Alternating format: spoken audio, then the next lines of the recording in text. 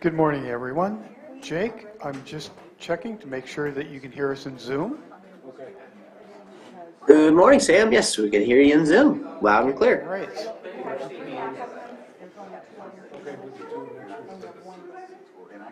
So, Chair Crandall, we will be ready to begin when you are.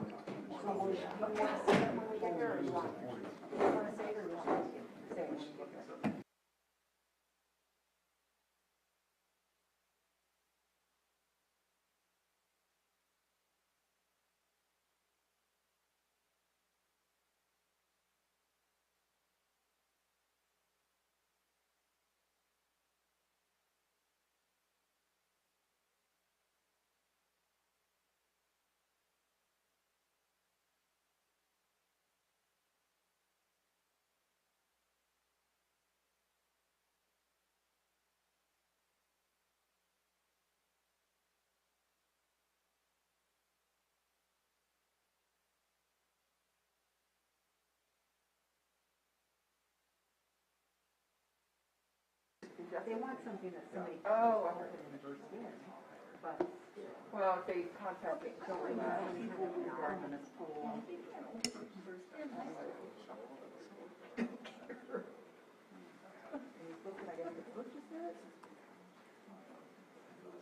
I didn't even know that was there.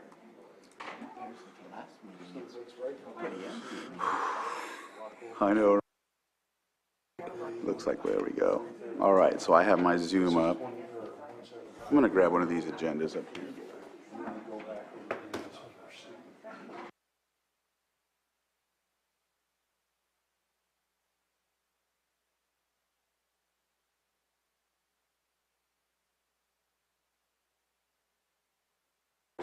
You can tell we're stuck in the basic back and forth.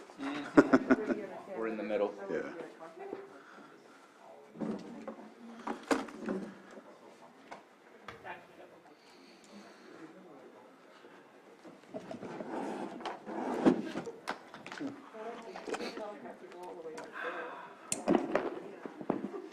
All right.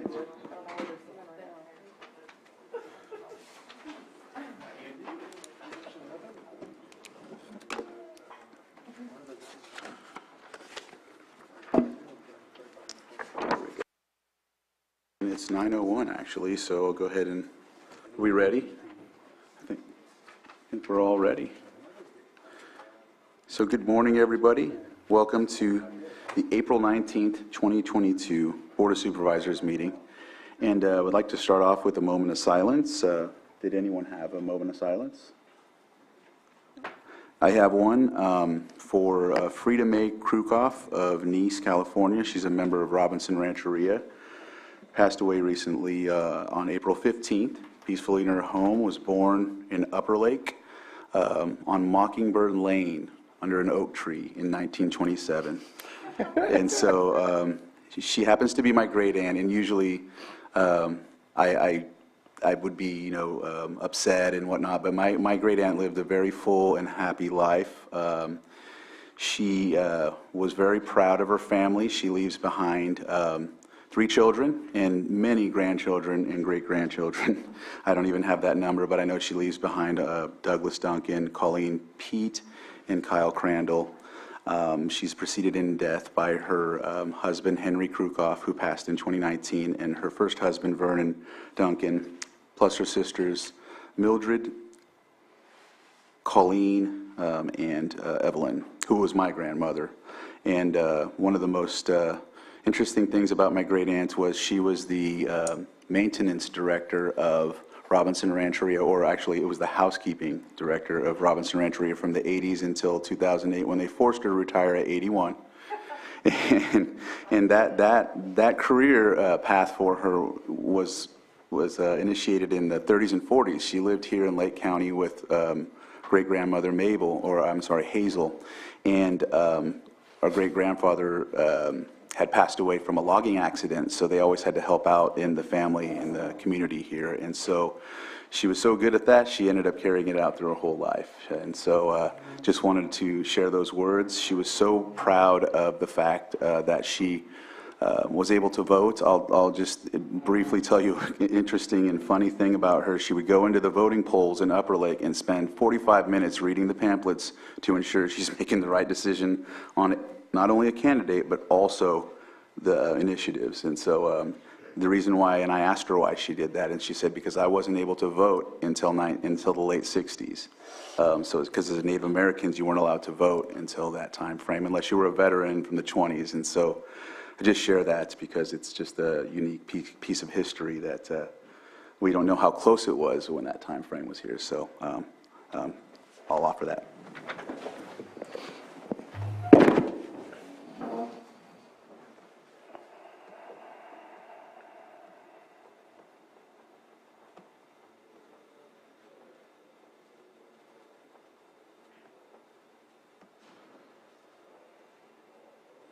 Supervisor Simon, can you lead us in the pledge?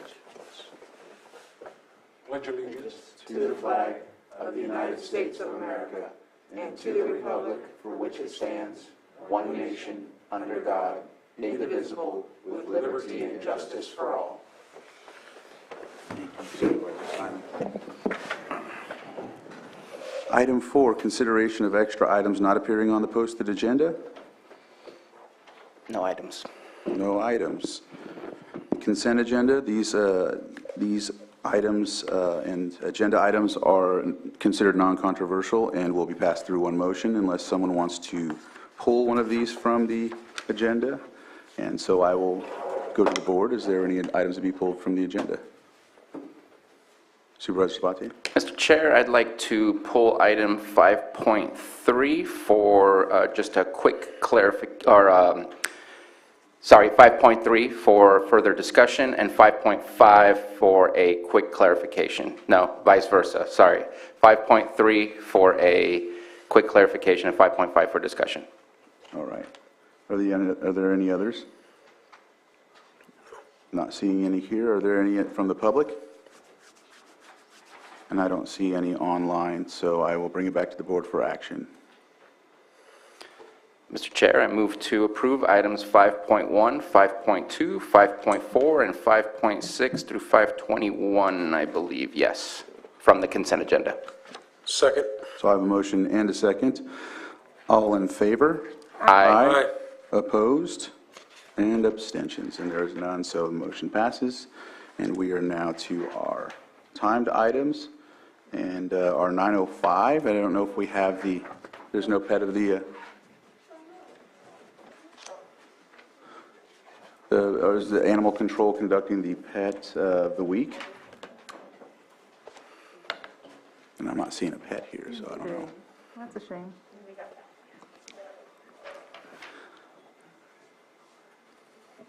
Is there a pet of the week this week, or? Apparently there's not today, although Okay. I wasn't notified, so. Okay.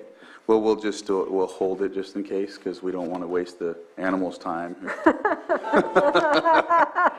We could waste ours, but not. All right. Good thinking. So next we have public input, and we do have one item. Mary Draper, if you would like to come to the... And I believe one more just handed to the Okay. assistant clerk of the board. Oh, that is Mary Draper. Okay. Okay, thank you. Good morning. I'm Mary Draper, and I'm sorry for your loss. You've had plenty, but I know you have a lot of good memories, so that always helps. I'm here today to ask you to reconsider the appeal hearing for Sowers. I have a packet for each of you.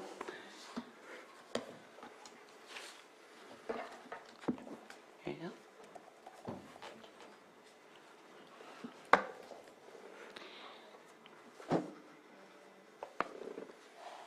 Are you wanting us to follow this packet while you... Yeah, I kind of wanted to tell you what's in it. There are several different reasons for asking you to rehear. However, one of the big reasons is that no notice was ever given to Sowers about the violation. You'll see in the beginning of your packet the Aviana LLC that was filed with the Secretary of State. And then you will see that Sowers LLC filed with the Secretary of State. The state has determined that LLCs are separate entities in and of themselves.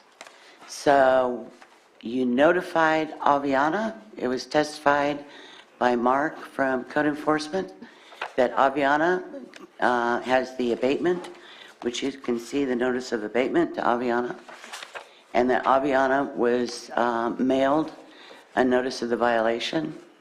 Nothing was ever mailed to Sowers. They did not have due diligence. They needed to be noticed, and they were never noticed. After that, you will see the lease between Aviana and LLC and Sowers. Then you'll see that the state permit is in the name of Sowers. The county license is in the name of Sowers, and the hearing was for Sowers. The license was for Sowers, and Sowers was never noticed. Therefore, it's invalid because it failed to provide due notice to Sowers. So I would like you to consider that. I would like you, because it was actually done incorrectly by the county, I would like you to think about that and bring it back, if you will, because it was done incorrectly.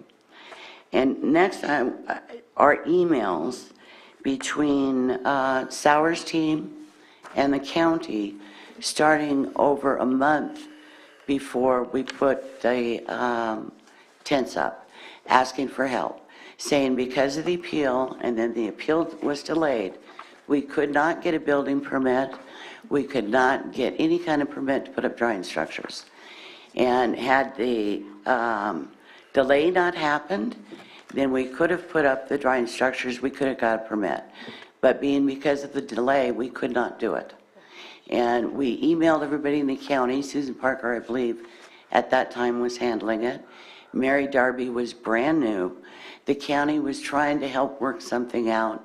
It'd been over a month, and I think a lot of it is because Mary Darby was new, and there was a lot of new people here, and they could not come up with a solution for us.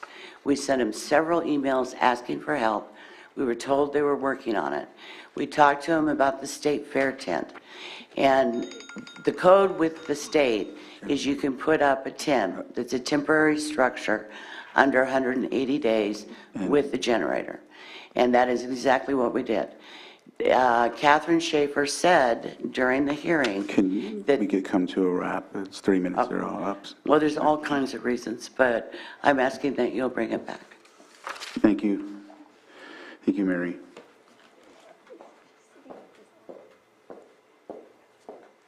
Is there any other public input?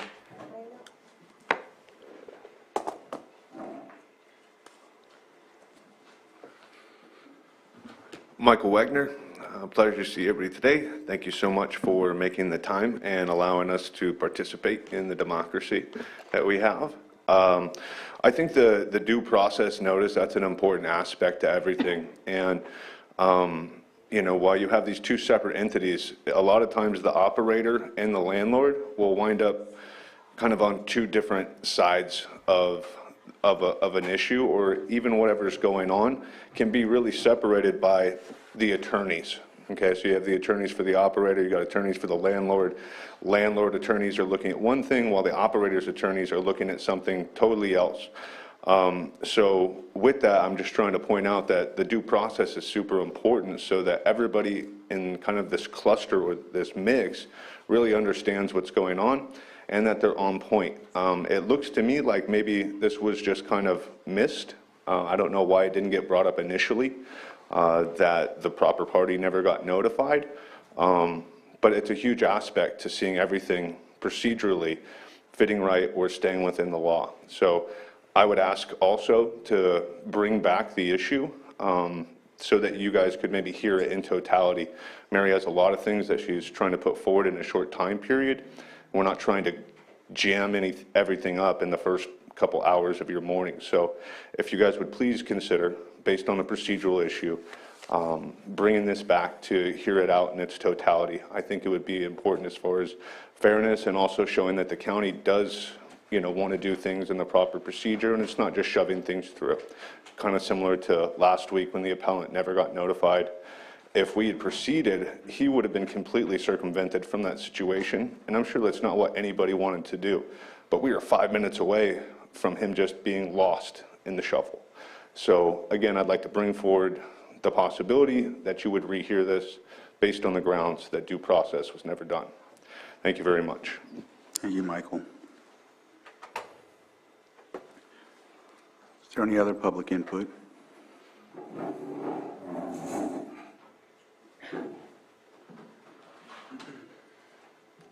Good morning, Elia Goel. I talked with several of you before. Me and my family arrived to this county about 4 years ago when we drove by mistake from Mendocino, where we had a small farm, and fell in love with the area and stayed here. We spent tens of millions of dollars this year for this project that obviously now failed since no license is there no longer. We had to let go of over 50 people in those hard times right now, and no jobs, still paying them what we can do with the rest of the material that we have and barely can sell it. And we're here to ask, let us have another option to come back. We do want to do good in this county. We want to bring jobs. We want to do well, and we want this county to prosper with us along the way. And we're here. We're still here. We're still fighting. So please help us do that. That's all we ask. Thank you. Thank you, Ellie. Is there any other public input? And I'm looking online. I don't see any hands up. There's two hands. Is there? Yeah. They're not in. Oh, yeah, there you go. And so Donna Mikewitz, if you can unmute, you have 2 minutes. Good morning, Board. This is Donna Makowitz from Clear Lake Oaks. It's interesting that Sowers was brought up, and it would be interesting to have everything reheard to the board, because there were so many violations and citizens' complaints, especially due to the health, safety, and well-being of the families in the area. It would be interesting if everyone could really see what went on during the whole time period. I don't believe Sowers in good faith did the right thing. I believe Ellie Hagwell is Aviana and had been noticed, but I can't speak to that solely. And I think that Sowers could be an example of a project that was totally gone bad when it was speaking to the public health and the citizens around. So thank you for listening. Thank you. Thank you, Donna. Jennifer Smith, if you can unmute, you have 3 minutes.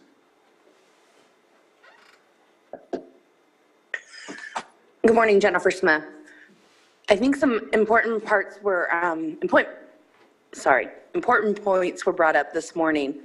And in light of some of the most recent projects that have gone through, the rules are being applied inconsistently.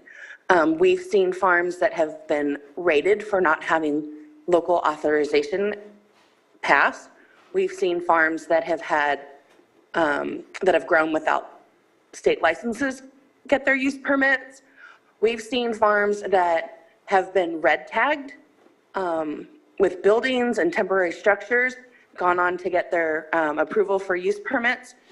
I think this begs the question, and I understand that we have a new CDD department and things are moving much better than they ever were before, but I think some due process is due here, and that we need to relook at this in light of some of the recent decisions that have been made, and make sure that this project does receive its due process before it's too late. Thank you. Thank you, Jennifer. I'm not seeing any other hands, and so I'll bring it back to the board and close public input. Thank you for that. And it looks like we are at,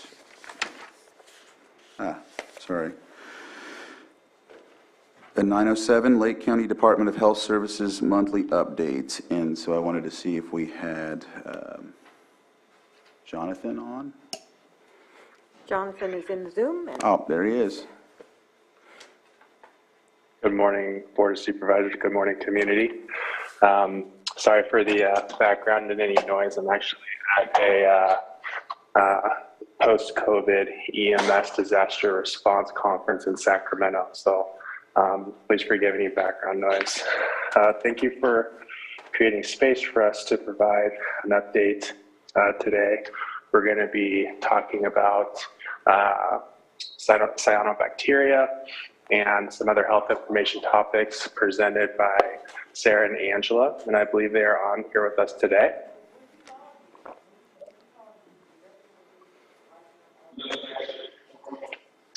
Here we go, so I will pass the microphone. Thank you, Jonathan. Thank you to the board for having us today. We have a short update for you.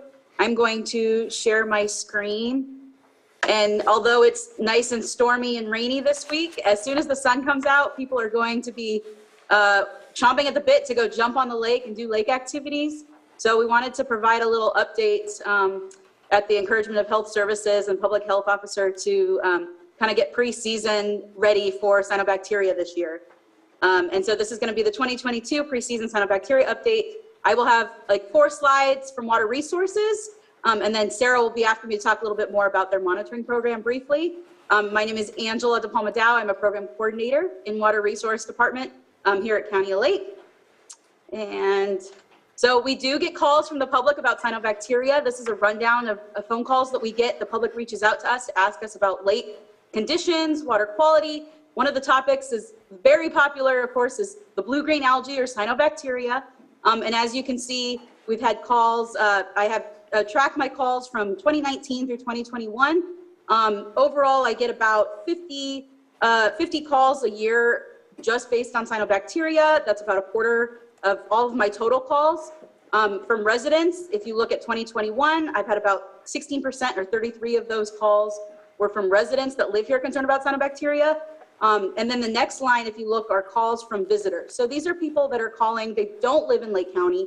They're coming up to visit. They have a rental. They're staying in a resort. They're coming up for a boat fishing tournament or another sort of water-related event.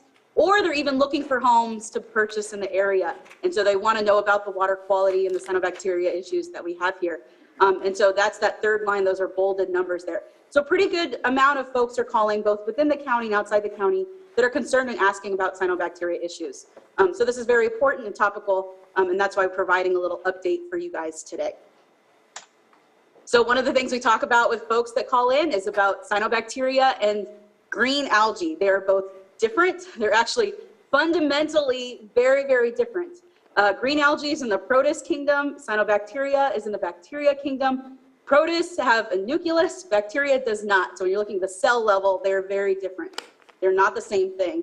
And this is important as lake managers and as we are doing messaging with folks, because green algae is a vital fish food. We have a world-class fishery here. We were just named the #1 bass fishing lake for the decade in 2020.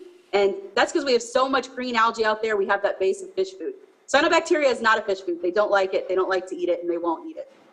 However, both of these things grow under very warm conditions when there's lots of nutrients and lots of sunshine. And guess what? We have drought years. These things, we have more of these things. We have more longer days, hotter days, and lots of nutrients in the lake because we didn't have those rains to wash them out downstream Cache Creek. So we'll see more green algae and more cyanobacteria during these drought years when it's very warm, very hot, lots of nutrients. Cyanobacteria, some of them can produce toxins that are health hazards. And generally, the more cells of these toxin-producing cyanobacteria that are in the water, the more likelihood you're going to see those toxin levels and the higher they might be. However, we can't tell what toxins are there without monitoring. And Sarah's going to talk about her program and monitoring, which is a very vital part of us being able to determine if there are toxins present and at what level, and what does this mean for safely recreating with the water. We do have some informational signs around the lake. So this is a collaboration between County of Lake, Big Valley Rancheria, Elim, Band of Pomo Indians, the City of Lakeport, the City of Clear Lake, to put these signs around their public access points. So these are what the signs look like. They're very big. They have some photos of what to be aware of in the water. There's also directions about how to be safe, precautions to take if you're concerned about exposure. And then we have some links, phone numbers, and then a QR code. So somebody can take their phone and just zap the QR code and it takes it straight to the monitoring website that's managed by Big Valley and Sarah's team, so they can get the most recent monitoring information and figure out what the conditions are like in the area they're interested in recreating. When there are monitoring hits, so if we get certain elevated concentrations of cyanobacteria that could be harmful or hazardous, we put out these temporary signs. So depending on the level, if it's caution, there's some minor concern there, especially for children and pets and people that are extra sensitive. Warning is like the middle, but there's a concern there, particularly for consumption and types of water activities like swimming. And then danger is, be very careful of the area, or maybe go to a different area to recreate that has a less concentration. So what to do if you or your family member or pet you think have been exposed, and if this is an emergency situation, go to the ER, call 911. But if you are concerned illness, you can call Public Health 707-263-1090 to ask for next steps. If there's questions generally about lake conditions or water quality or what to expect if you're planning on recreating in the lake over the weekend with your family or pets, you can call us at Water Resources at 707-263-2344. You'll probably talk to me or one of my colleagues here. And then if you just want to look at the monitoring results, you're going to go to the lake, what area, and you want to know what the conditions are that have most recently been sampled. Big Valley Rancheria samples the lake during the warm season every 2 weeks. And this is their website, and then their phone number is 707-263-3924. And again, Sarah's going to talk a little bit more about that here in a moment. And then there is a state reporting page. So when we get calls and there is an exposure, we report it to the Report a Bloom or My Water Quality Portal website. The state has a lot of resources that can help us maneuver some of these exposures. And then they're collecting data that can then translate into policy or funding opportunities that can help us manage our lake and manage this messaging and help us reduce potential exposures or impacts from cyanobacteria blooms. So that is all of my slides right now, and I can pass it off to Sarah. If there is no other questions from Jonathan or the board for me.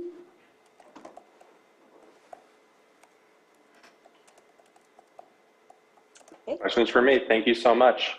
Great.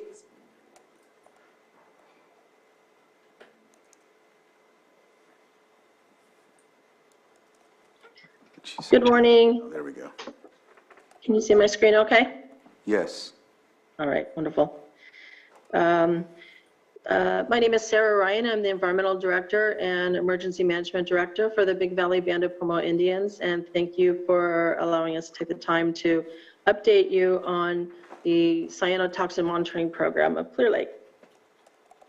So in 2014, just to give a quick review of for those who haven't heard about the program, the Big Valley Band of Pomo Indians and Elam Indian Colony started a shoreline monitoring program of cyanotoxins and cyanobacteria, and this was based on just wanting to have more information about the water quality in the lake, specifically as it related to the cyanobacteria or blue-green algae blooms.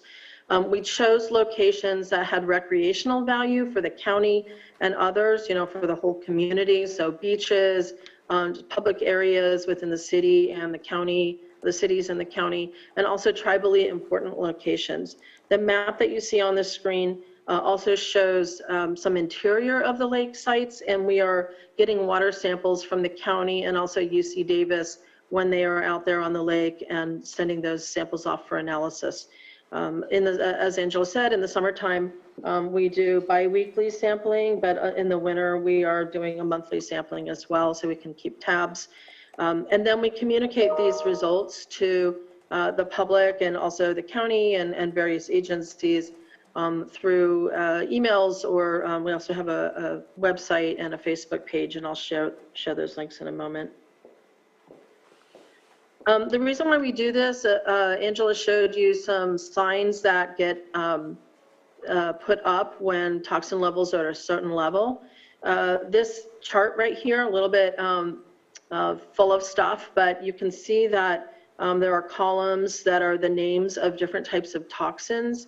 Microcystins are the ones that are most common in Clear Lake, what we've seen over the years, and they are a liver toxin. Anatoxin A is is a nerve toxin, and cylindro spermopsin is both, I believe. We don't see cylindro spermopsin in Clear Lake.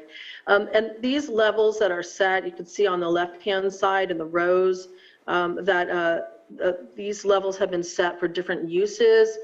So for human recreational uses, the state recommends that the levels don't go over 0.8, and it's micrograms per liter is a unit of measure. So you can even see that there's levels that have been set for cattle consuming water and mats, dogs consuming water and mats, and human fish consumption as well. These are all things that when we see the toxin levels go over these recommended or suggested action levels, that's when the signage goes up. That's linked to the caution, warning, or danger colors that you saw with Angela's slides. Last year, probably because of the drought, we saw the highest toxin levels we have seen since we started monitoring in the lake in 2014. And I wanted to share with you a map of our most frequently sampled sites in 2012, and also the levels of toxins in terms of their caution, warning, or danger action levels, which you saw on the screen before, on the slide before. So you can see that in our monitoring locations in the Oaks and lower arms of the lake, that most of those locations, their most frequent toxin level was at the danger level, which is 20 micrograms per liter. We were, of course, much higher than that over this last summer. And also on the bottom, so this is the 2021 levels. On the bottom of the screen, you can see bvrancheria.com/Clear Lake cyanotoxins, and that is where we put this map and also the toxin levels. And then we also do this on Facebook at Clear Lake Water Quality, and you can, we also put pictures of our microscopy and site conditions on there as well. So we try to get the word out in both of those ways, and then also share it in terms of emails. Now, one thing that we were tracking last summer because of a CDC grant that we are partnering with Tracking California, they are connected to California Department of Public Health, is we tested the private tap water of homes on the lake that have their own pipes into the lake. So this is not the public water systems where people get a water bill, but these are the approximately 500 homes that are on the lake who have their own pipes into the lake. And 36 of those homes did participate with us to have their tap water tested. And I'm bringing this up because it is one of the vulnerabilities for some of the uses that are on the lake. In this particular case, we found that people not only had cyanobacteria in their tap water coming out of their faucet, because their treatment level was just not strong enough to be able to deal with cyanobacteria and cyanotoxins.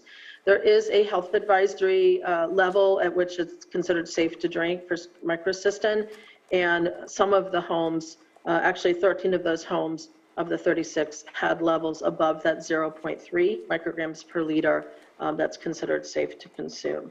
So again, these were just the private systems and not of people having their own pipes into the lake, and not the larger public water systems where people get a water bill.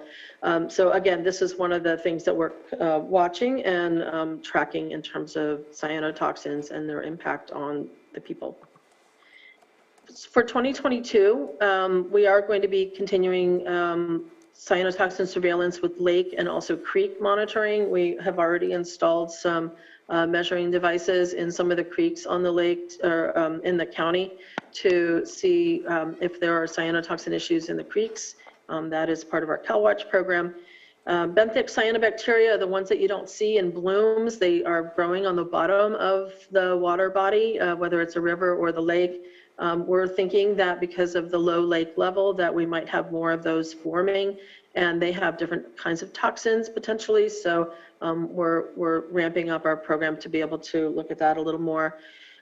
We do have some funding to do some continued fish and shellfish testing of cyanotoxins, and we are expanding for the tribe to look at some waterfowl on the lake because of the consumption of that by our tribal community. We will also continue with local and state agency collaboration and communication. And that's it for my slides. Thank you. Thank you, Sarah. And that's all we have for our health up to date, folks. I hope you enjoyed, and I want to thank these leaders for participating and providing with clarity an update around cyanobacteria and the current impact it's having and the future impact it can have. This should continue to, I would imagine that this should continue to place special focus on our heart and mind as we continue to progress towards summer and into the future. Really important stuff, so thank you, leaders. Thank you. And it looks like we have a question here from Supervisor Sabatier. Yeah, thank you very much for the presentation. I am appreciative of the research that's done on our lake in order to provide these types of statistics and data. I think that's the only reason, maybe not the only reason, but it was the quickest reason for why we declared a public health emergency last year for those private water systems, to make sure that we were coming together to ensure that they had access to water continuously. So I appreciate the fact that we are obtaining this data and using it as quickly as possible. I had two questions. One was, what is the timeline in receiving the lab results on the data? I believe it might take 1 to 2 weeks, but I don't want to make that statement. I wanted to ask. And then I also wanted to ask Angela, because we're talking about Clear Lake, and in my opinion, this is not a unique Clear Lake issue, that this is happening in quite a lot of other water bodies of water, and I just kind of wanted to ask you if you can speak on that, just so that we're not making people believe that this is a unique issue here, that Clear Lake has this cyanobacteria. Well, I could answer the lab question for you. You know, in the summertime, there are more clients of the labs, and so there can be a delay of a couple of weeks for them to get the results back to us. We are, at this time of year, getting results back about a week after we submit the samples. We are sending them overnight to a lab in Sacramento normally, so that's you know, they're very responsive to us. So yeah, it's usually 1 to 2 weeks before we get the results back, and then we post them. Thank you. Yeah, for your second question, Supervisor Sabatier, yes, this is not a situation that's unique to Clear Lake. Clear Lake is a much older lake than many of the other lakes, especially those that are recreation destinations in California. So it's had a lot longer to develop a really nutrient-rich bed of sediments that contribute to some of these cyanobacteria blooms that we see. However, some of these younger lakes, some of these younger reservoirs are suffering some of the same kinds of issues and cyanobacteria blooms throughout the summer. We're really lucky here that we have such a strong monitoring program that monitors Clear Lake pretty regularly. At many locations. It's a huge lake, so just because you get one elevated hit at one side of the lake doesn't mean the other side of the lake has any elevated concentrations. But we're really lucky we have that monitoring data. A lot of these water bodies out there don't necessarily have a regular monitoring program.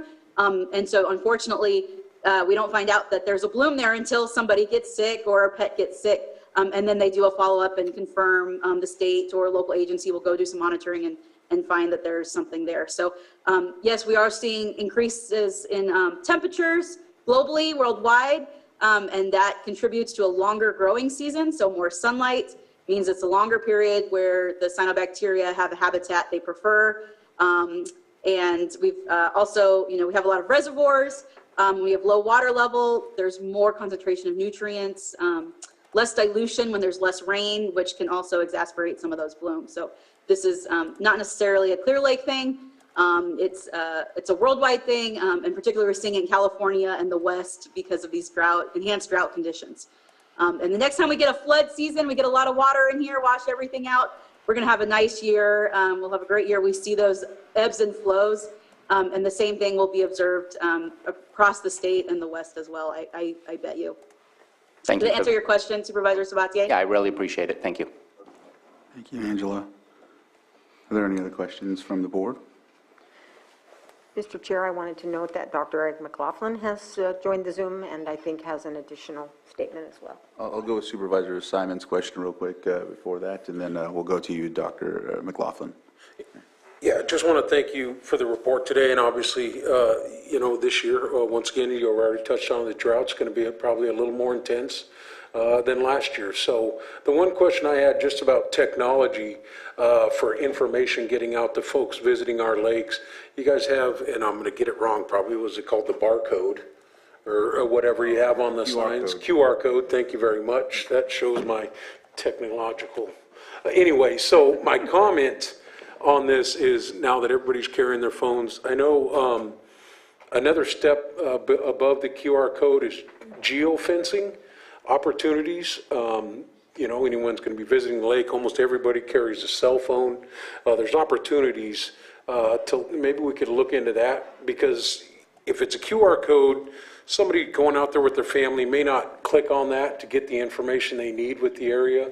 So I know that geofencing is out there. It gives you an opportunity where you walk into a space and boom, you get a message, here's something going on. If we could just continue to look at those technological advances as we move forward to get public messaging out there, I think, that's really my comment, to just look at that technology opportunity to make sure we're communicating with folks that may not go to the QR code. So that's what I have. I appreciate all the information and the messaging that does go out, but everybody carries a cell phone, at least, well, I'll say not everybody. So 99.9% of our public carries a cell phone, and geofencing is an opportunity to look at for public messaging too. So just want to put that out there.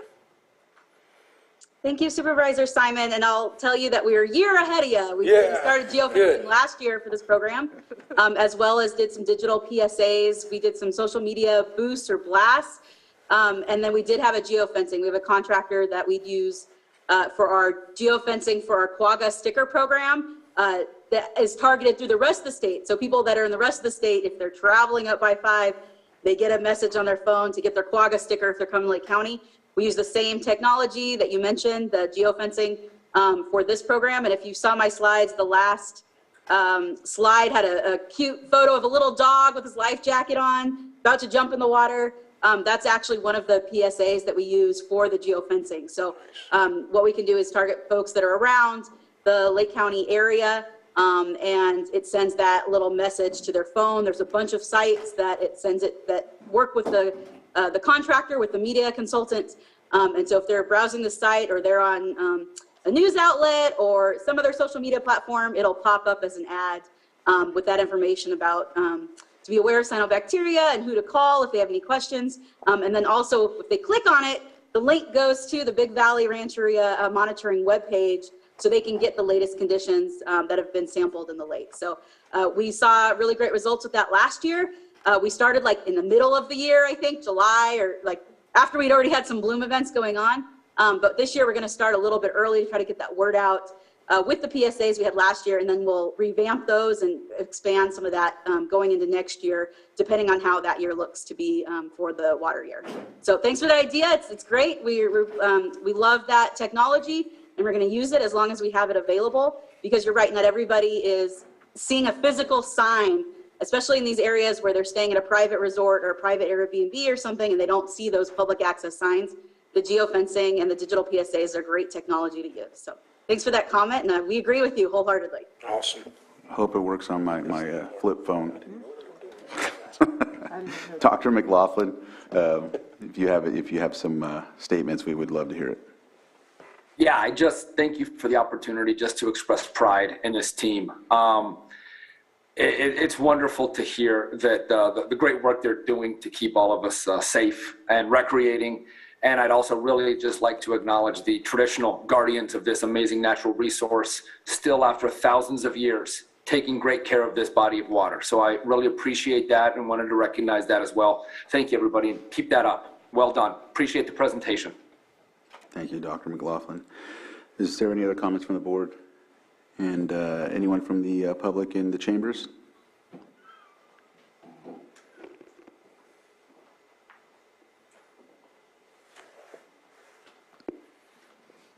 Good morning, Michael Wegner. here again.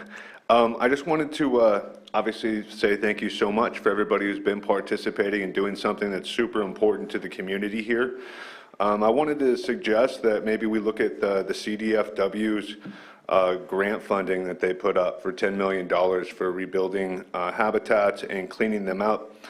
This particular grant is in particular to restoration of areas that have been impacted by cannabis farming. I think that with the amount of cannabis farms that have come in, regardless of who's pointing fingers, everybody seems to think it's the cannabis that's causing problems. So why don't we go after a $10 million grant to rebuild our wildlife and habitat enhancements here in the county on somebody else's footbill. So just a suggestion. Thank you. Thank you, Mr. Wagner. Are there any other comments from the public? I'm not seeing any in the chambers, and I don't see any hands up as of now. So with that, I'll bring it back and close public input and close this item. And I would thank you all for your report and update. This is very helpful. And Dr. McLaughlin and Director Portney, thank you again. All right. We will now move on to our 6.4 or 9:30 presentation of Lake County Behavioral Health Services Fiscal Year 2021 and 2022 External Quality Review Final Report. And we'll invite Director Metcalf up. And I don't know if you wanted, did you want to come up too as well? Or? Yeah, I need her. Okay. Ms. Jones? Yeah, this is new, this gate thing. It's a test. There.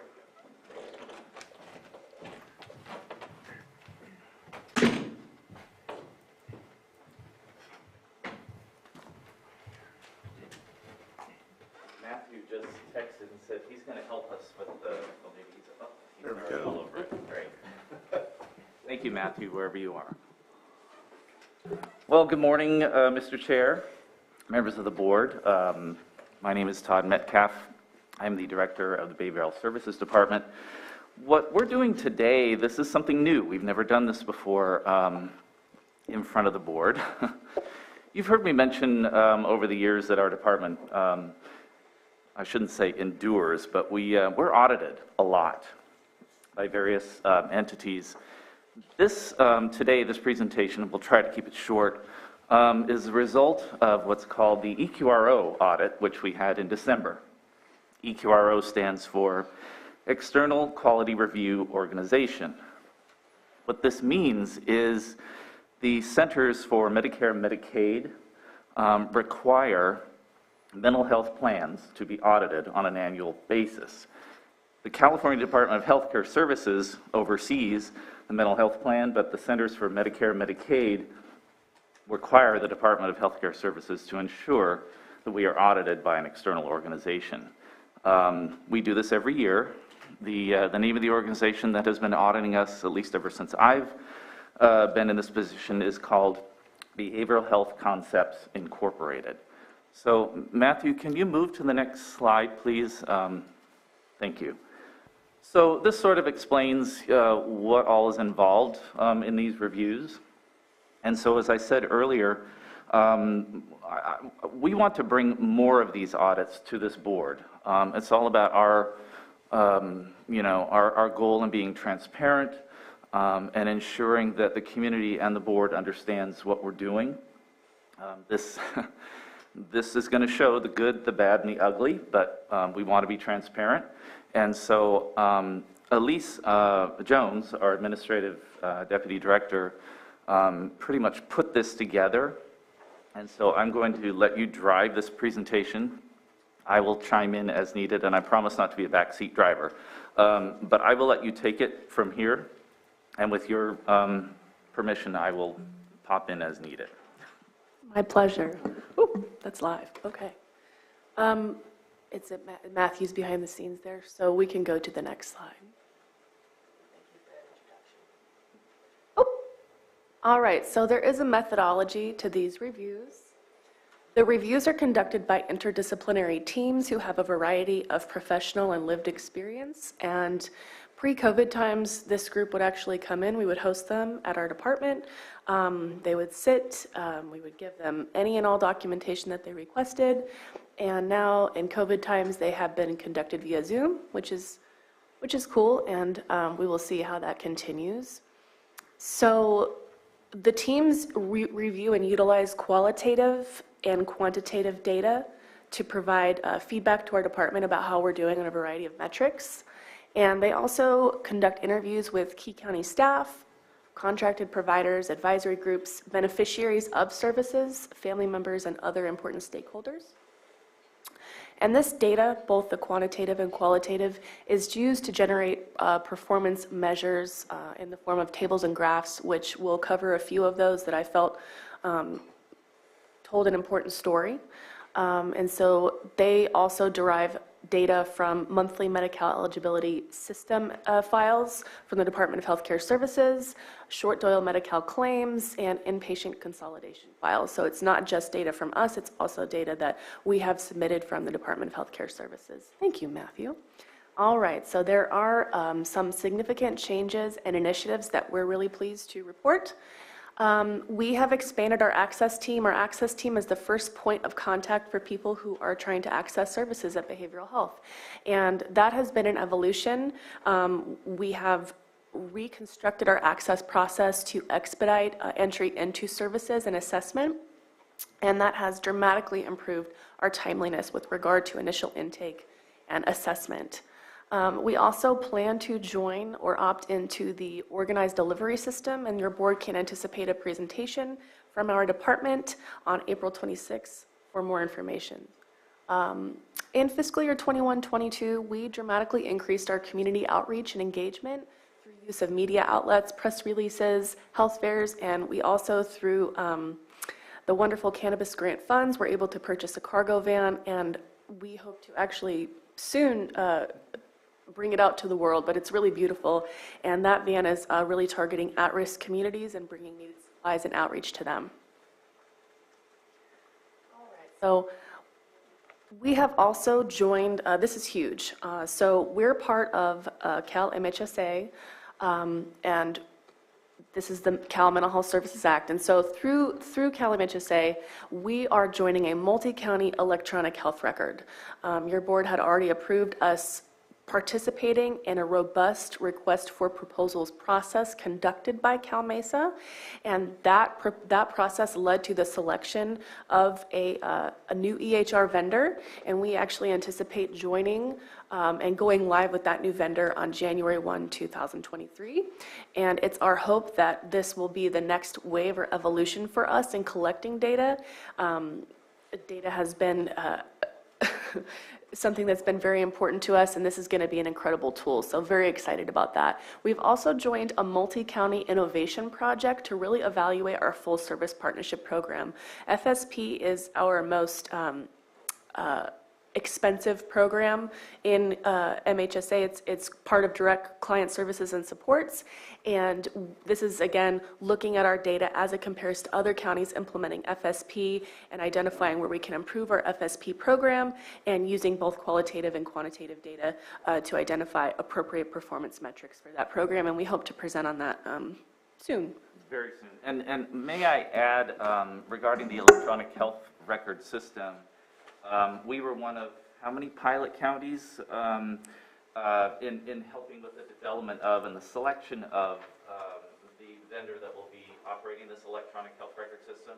And as Elise mentioned, and as I have mentioned, and you all have mentioned about data, our existing electronic health record system, although data gets entered into it, it's not the most streamlined, easy to use system in order to spit data out.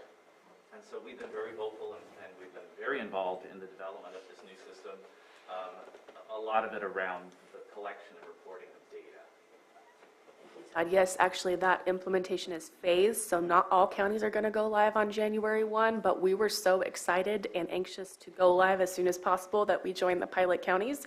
We felt like, to be frank, our given system, we had really nothing to lose, so we're jumping in with both feet. Okay, the mental health plan, which is us, we operate a centralized access team, And as I stated, that's directly responsible for assessing and linking beneficiaries to specialty mental health services. And we served in fiscal year 2021, 610 adult beneficiaries, 299 youth, 51 older adults, and we obviously have 2 clinics, so this is across both of our clinics. And among those served, 25 received telehealth services in a language other than English, which I think demonstrates our intense efforts at cultural competency and proficiency and outreaching to underserved communities. And we're very excited about the older adult piece because that's an area that our department hasn't been lacking, but our Mental Health Advisory Board has really been focusing on service delivery to older adults experiencing mental illness. Use the microphone. So we recently just created an older adult team. We're still putting that together, so we're really starting to focus more on the older adult demographic. Okay, so there are key access components that the mental health plan is evaluated against, and this is a really delightful slide because we met all of them. So the first one is service accessibility and availability are reflective of cultural competence, principles, and practices. We were evaluated to meet that metric. Manages and adapts capacity to meet beneficiary needs, again met.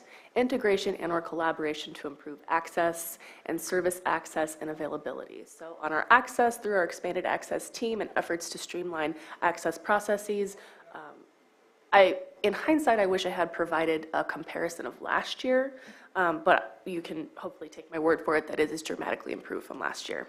All right, next slide. Which is compelling because of the pandemic and still having to do a lot of work via telehealth. We provided in-person services where and when we could, and of course we still are. Our programs and services did not stop during the pandemic, but I think it's noteworthy to again say that's kind of a big deal that we did meet those requirements despite, COVID-19.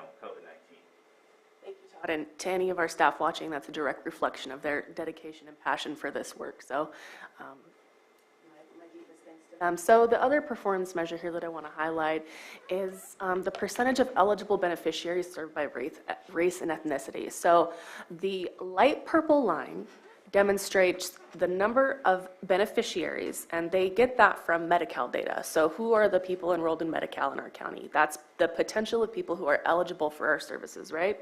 And so of that, it shows the number of people in that demographic that we served. And so that gap shows you exactly what it is a potential gap or a disparity. And so for Native American, people identifying as Native American, not much of a gap, if at all. We're doing pretty well. The biggest gap obviously here is people who are of Hispanic Latino descent. We know that our penetration rate for outreaching and serving that population is low. And it's low even compared to the rest of the state and other similarly sized counties. And so we have some theories about that. One of them is we know we have a very robust peer support center in Clear Lake, Lavos, that's dedicated to serving people of Hispanic Latino origin, and they do a lot of work. They do an incredible amount of outreach. So we're hypothesizing maybe people are just accessing services through those non-traditional routes because that's more comfortable for them, and there still is a lot of stigma in that community around accessing specialty mental health services. So it's something that we're trying to unpack more. We definitely have our eye on it, and we hope that next year we see some improvement or some trending up where we're having a better penetration rate into that population. Next slide, please. Okay, so these are the overall penetration rates for everybody who's eligible across years. And so the dark purple is us, that's Lake County Behavioral Health Services. The light purple is other small counties, and then the blue is just across the state. And so you can see that we've actually been trending very positive with regard to this. So in 2018, there is about a 2%, we're about 2% less than other small counties in the state in terms of our penetration rates of potential eligible beneficiaries. And that goes up over time where we're probably about, I don't know, well, the percents are up there. So what is that, like a 1% gap? And so our hope is that when we come back again next year, we'll have closed that gap. So that's a positive trend. All right, thank you. So additional performance measures. So as you can see, timely access is a really critical and key performance metric for mental health plans. It's really important that people receive the services that they need when they need them. And while we have dramatically improved our initial access, we definitely have capacity issues, and this is certainly no shock to your board. We do maintain large caseloads, an increase in crisis calls, definitely it waxes and wanes.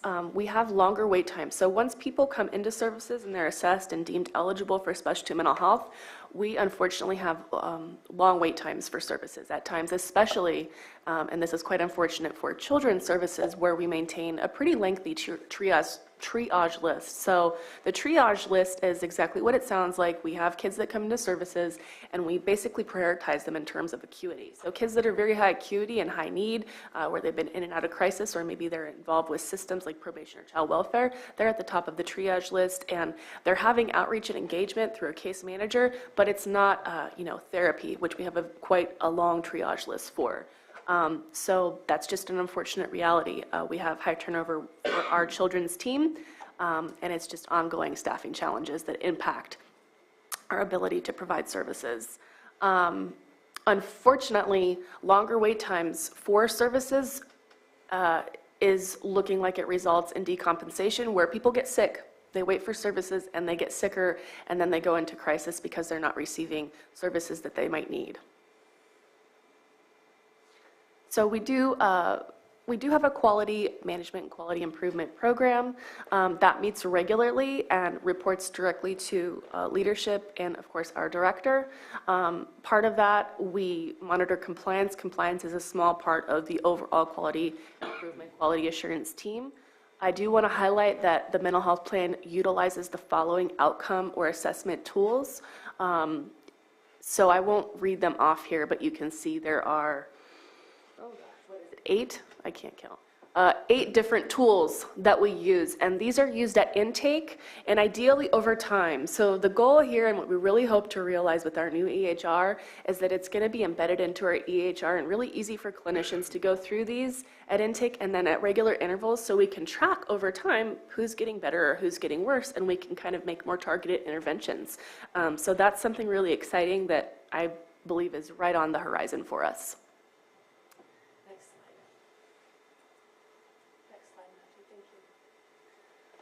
Okay, here's a really fun table of other different key quality components, and it's not as nice of a story as the access table, unfortunately, but here you are. So quality assessment and performance improvement are organizational priorities, so I think that's self-explanatory, and Eqro rated us as partially met for that performance metric. Data is used to inform management and guide decisions, not met, so we have a lot of room for improvement on that. And hopefully, as I stated, our new EHR is going to elevate us into the future and be able to track those important performance and outcome metrics timely. Communication from mental health plan administration and stakeholder input and involvement in system planning and implementation, partially met. Evidence of a systematic clinical continuum of care, not met. And so what they mean by that is we have very clear benchmarks for when people need to go into different levels of services, and we can titrate up or titrate down people into high need and low need. So we're not doing a very good job at that right now, and we need to get better. And that's also part of the FSP innovation program, is that there are not clear eligibility criteria for that. It's unclear when people are ready to transition to or step down to a lower level of care. And so I'm hoping that through that FSP innovation project, we're also going to use that data to inform our other systems level of care planning. Medication monitoring, partially met. Psychotropic medication monitoring for youth, that is not met. And there'll be more information about that here shortly. Measures clinical and or functional outcomes of beneficiaries served, so not met, but as I stated, with all those outcome tools being streamlined into a new, more accessible EHR, hopefully we're going to get better at that. Utilize information from beneficiary satisfaction surveys, and so that was not met. So regularly, actually annually, we are required to collect consumer perception data, so that's just how beneficiaries of services feel about our services.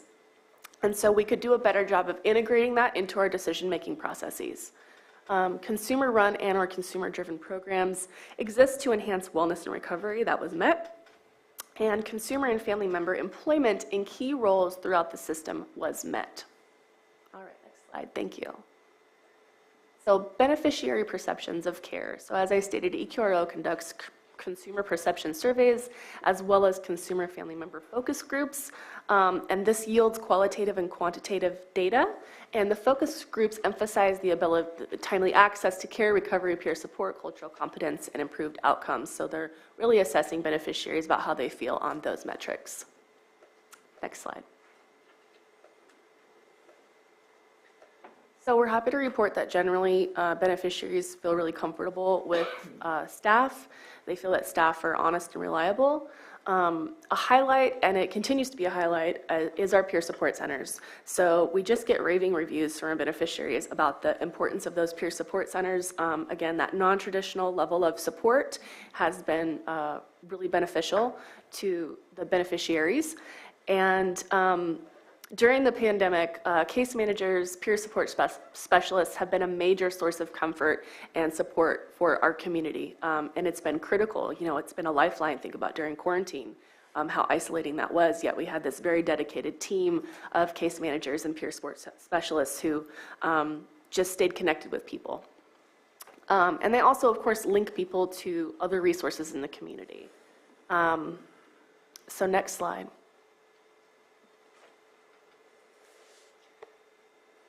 The wait times in the perception of the beneficiaries varies, depends on the type of appointment.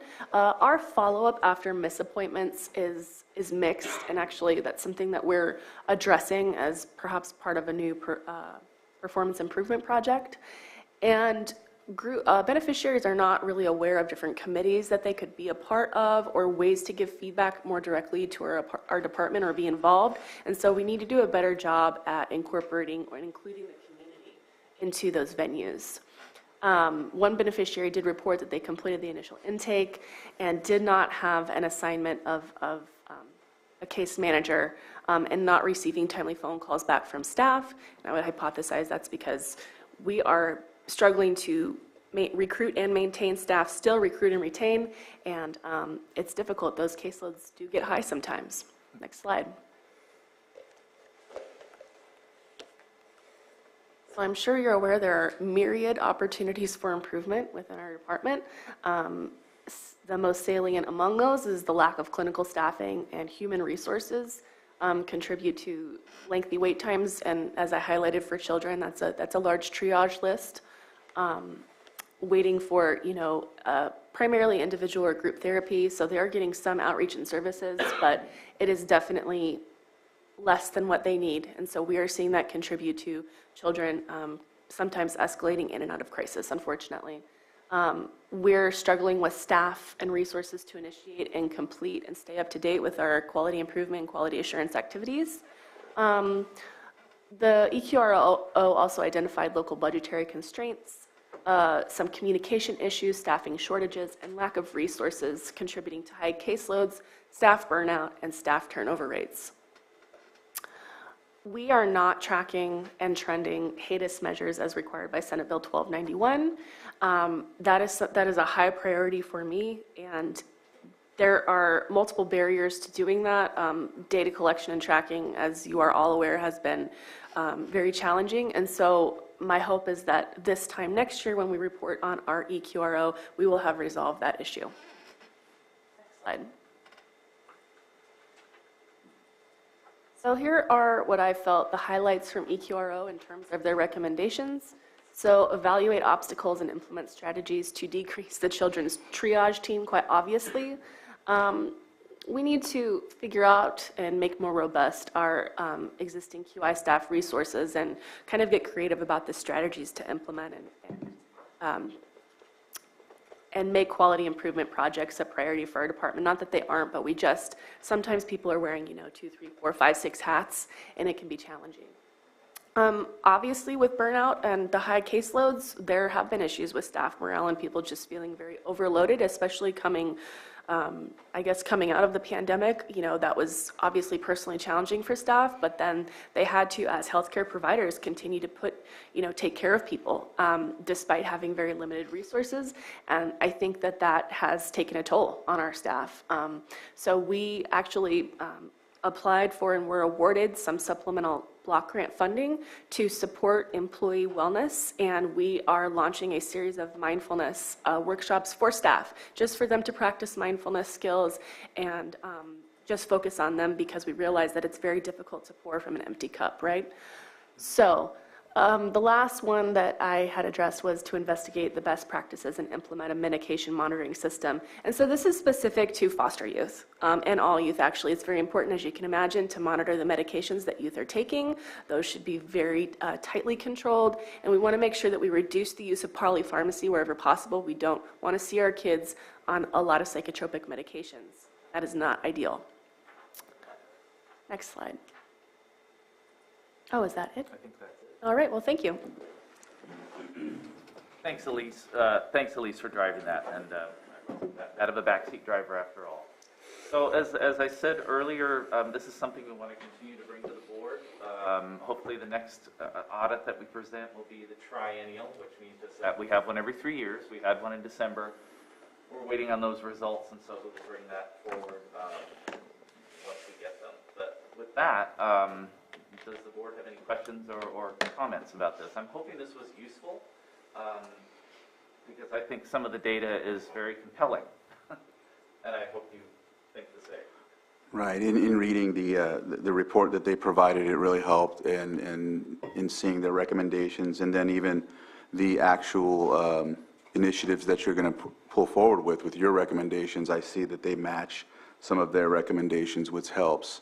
And really getting down to where you're at helps progress for constructive steps forward. So I was able to see some of that. I'm confused about some of the graphs, but I know it was it the group that did a behavioral health concepts, they do that? Did they do that for the state too? Because I found the state document, they do the same percentage rates the same way, and I'm like, okay, that percent doesn't look the same. And then there's a graph a couple pages later that shows a different percent, so I don't know. I believe the Department of Healthcare Services contracts with Behavioral Health Concepts to perform these audits on all of the state mental health plans. And again, this audit just speaks to our mental health programs, not substance use disorder. This speaks to our mental health programs and not the COC, the Housing Continuum of Care, or substance use disorder services. I mean, they all overlap, but this is just specific to our mental health services. Okay.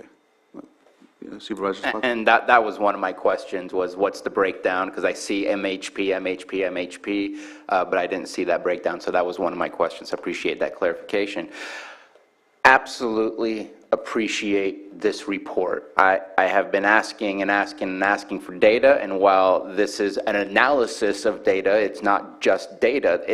In the long run, that's what we need, is how do we analyze the data to figure out where we stand today.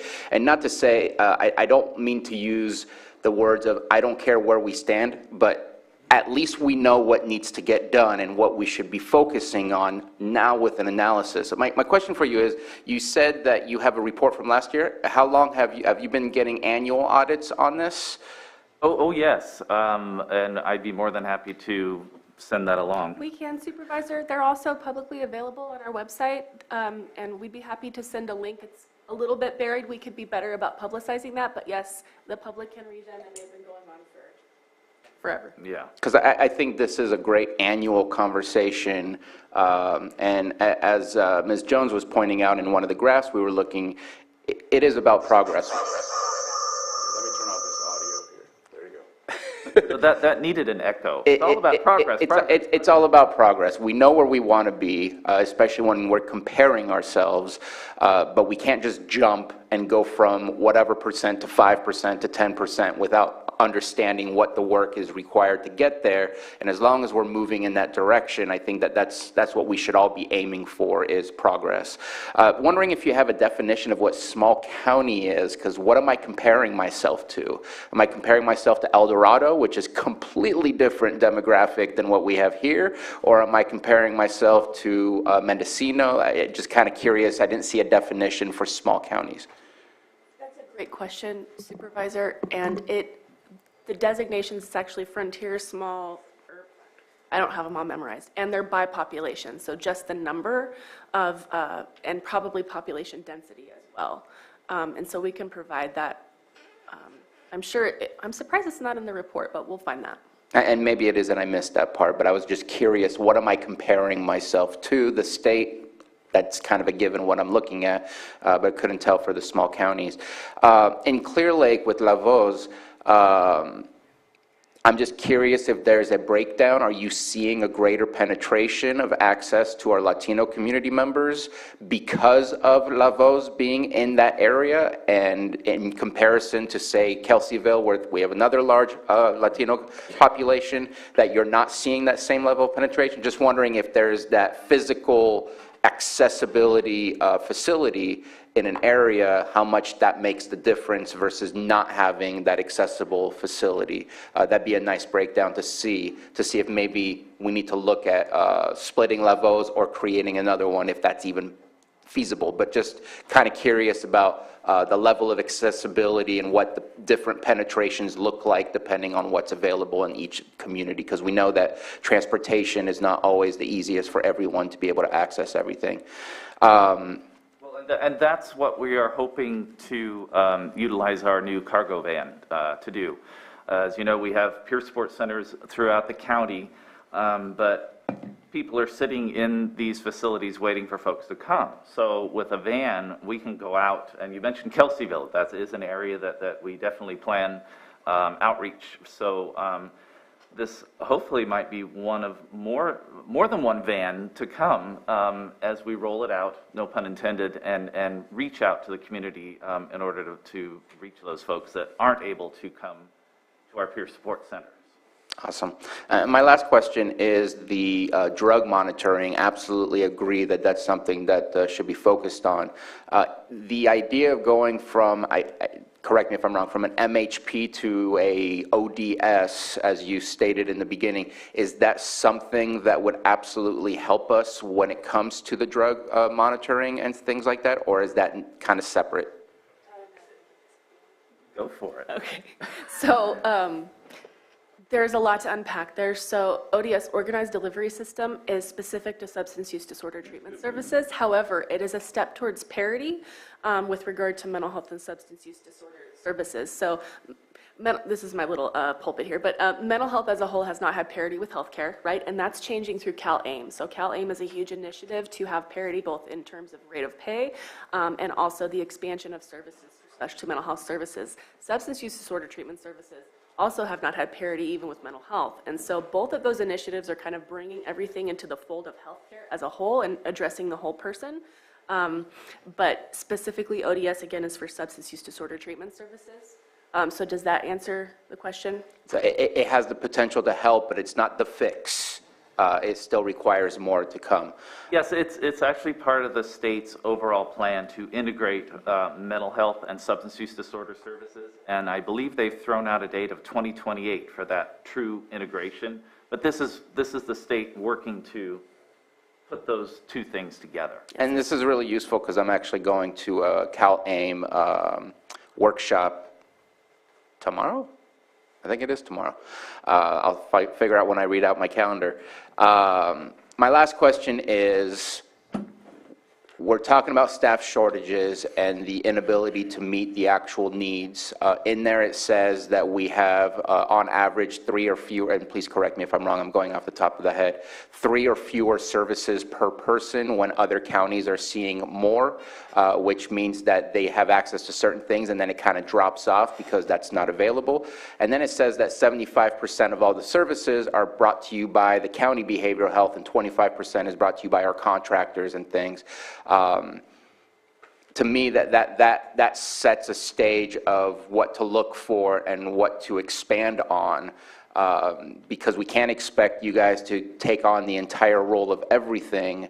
And when 75% of what's being offered is already going directly through you. So I hope that we're able to work with our partners to be able to expand what programs are available and eligible for our community members to access, so we can go from 3 or fewer to now 3 or more, so we can get to a better range of services to meet the needs of the people that we serve. So I appreciated this report tremendously, and I look forward to the future conversations this is going to bring up. If I could just share my screen real quick, I'll show you what I mean. I know it's not a reflection upon, but maybe you can explain, because you probably know this better than I do. So let me share my screen on this, and it's, oh wow, there we go. Share content, screen, and then, let's see here.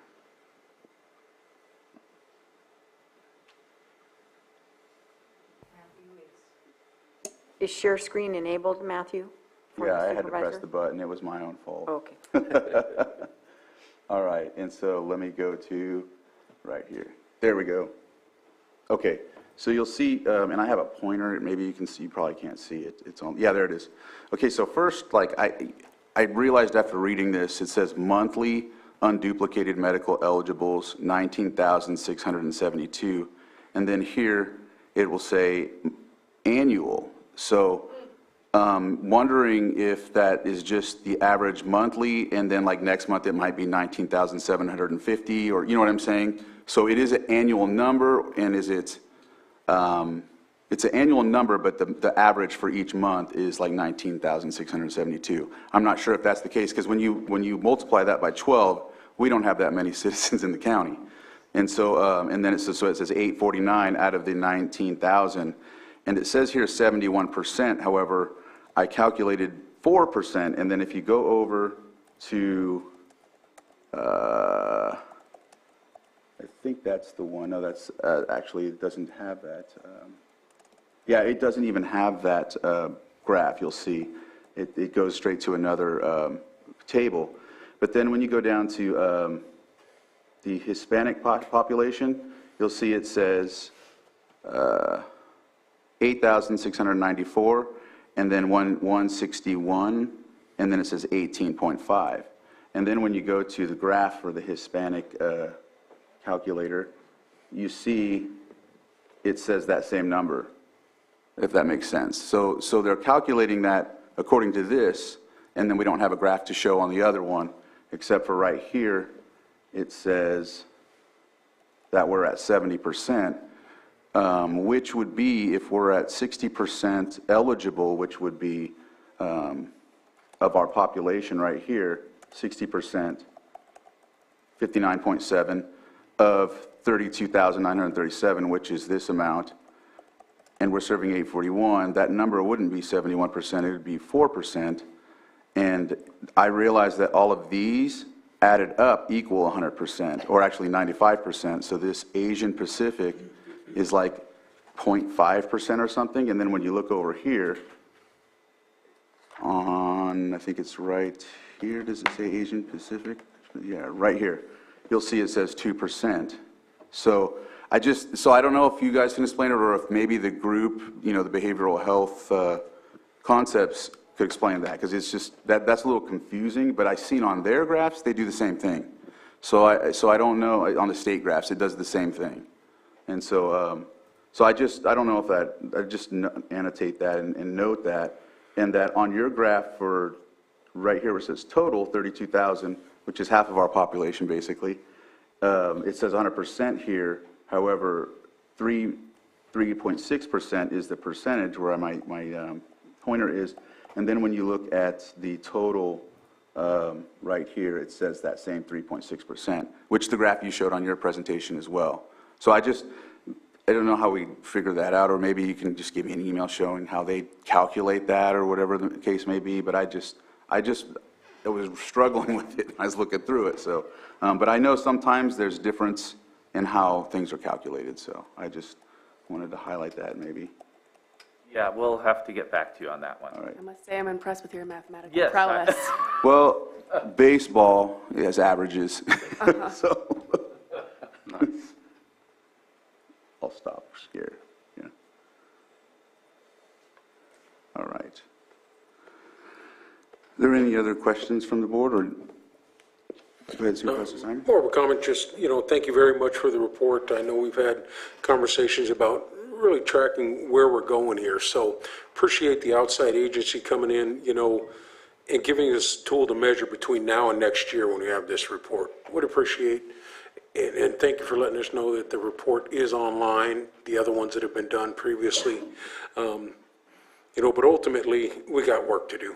And, this clearly lays that out for us.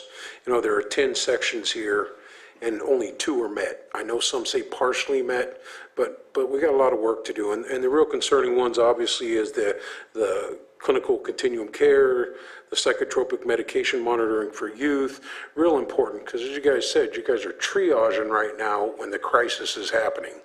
But that follow-up is so important, because if it's not there, it's just going to happen again and again, and it's going to go from being when they're adolescent into the adulthood, and that's the real trauma that's happening to the families in our communities around, especially in the Native American community, in every community that has a stigmatism. We got to get over that. It is definitely something.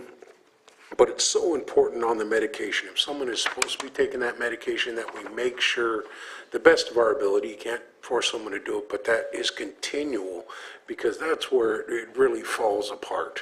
And like I said, we all, as community members, family members, understand, it's crisis day, so then everybody's up in arms, but then it goes away. It's just like some of our emergencies we have. When it's, really bad, you see it, but there's so much more of that long-term recovery that needs to happen. So I appreciate this information. I want us to be at 5 of these met next year. I hate to put that on you like that, but we need to be increasing that. We need to meet all these needs as closely as possible. So I appreciate it. We have a measuring tool. We're here to support you in those things. I think some of the decisions we've made when you're talking about employee retention and morale and other things, that's a later on conversation on our agenda. So we hear that, but we also need to just keep making those strides and those steps. And hopefully we're going to see a change in that next year when it comes back too. But greatly appreciated, because it really helps us when we do get those calls, and we do all get those calls. I would think, I can't be the only one that gets a call from someone who's concerned with, the wait time to see a psychiatrist or other follow-up things that need to happen. So greatly appreciated for the report. But here, as you guys are moving through this process, we're here to support you to help take care of our community. So thank you very much for today's report. Do you have anything, Tina? No, just thank you for the report, and I agree. We have a lot of work to do. All right. Any questions for us?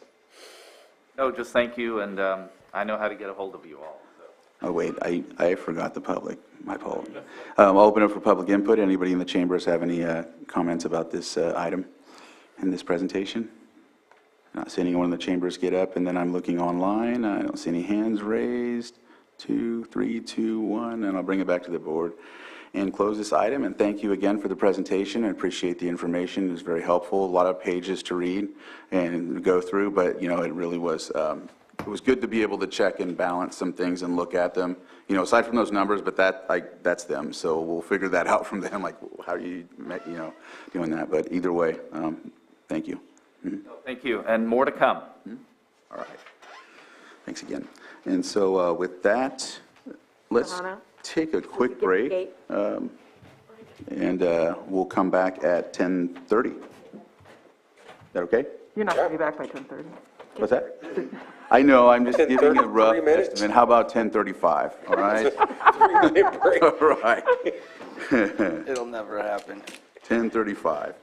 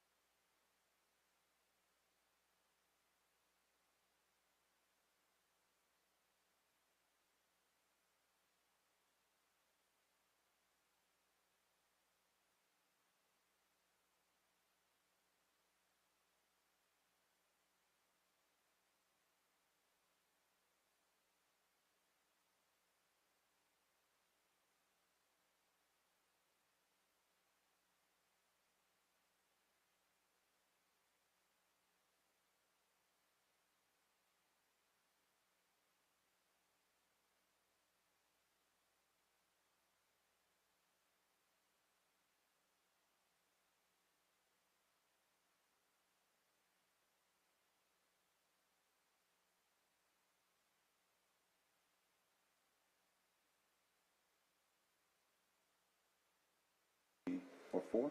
5, yeah. The 6.6 item, I just wanted to have people ready when you're ready. Oh, it'd be Glenn Milburn. Gabe Holbert and Glenn Milburn, okay. Matthew, I hope you can hear me for the 10:30 item. Those are the two gentlemen we would let in. Sorry, Carol, I know one is Glenn Milburn, and who's the other person? Gabe Holbert? Gabe Holbert for the 10:30 item. Thank you. Thank you. All right. Do we need to wait for Johanna or? Kim, are you good to go, or do we need Johanna? Okay, she's here. Yeah, she's here. All right. That's the confidence we're looking for.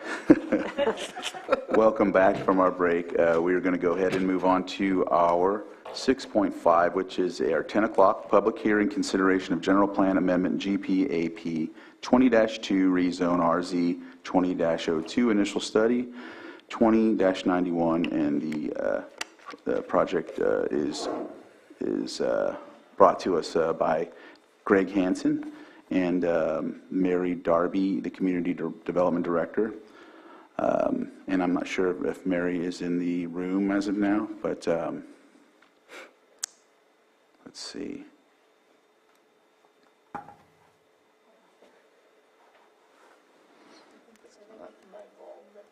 Oh, Michael McGinnis? Okay. I don't see either one.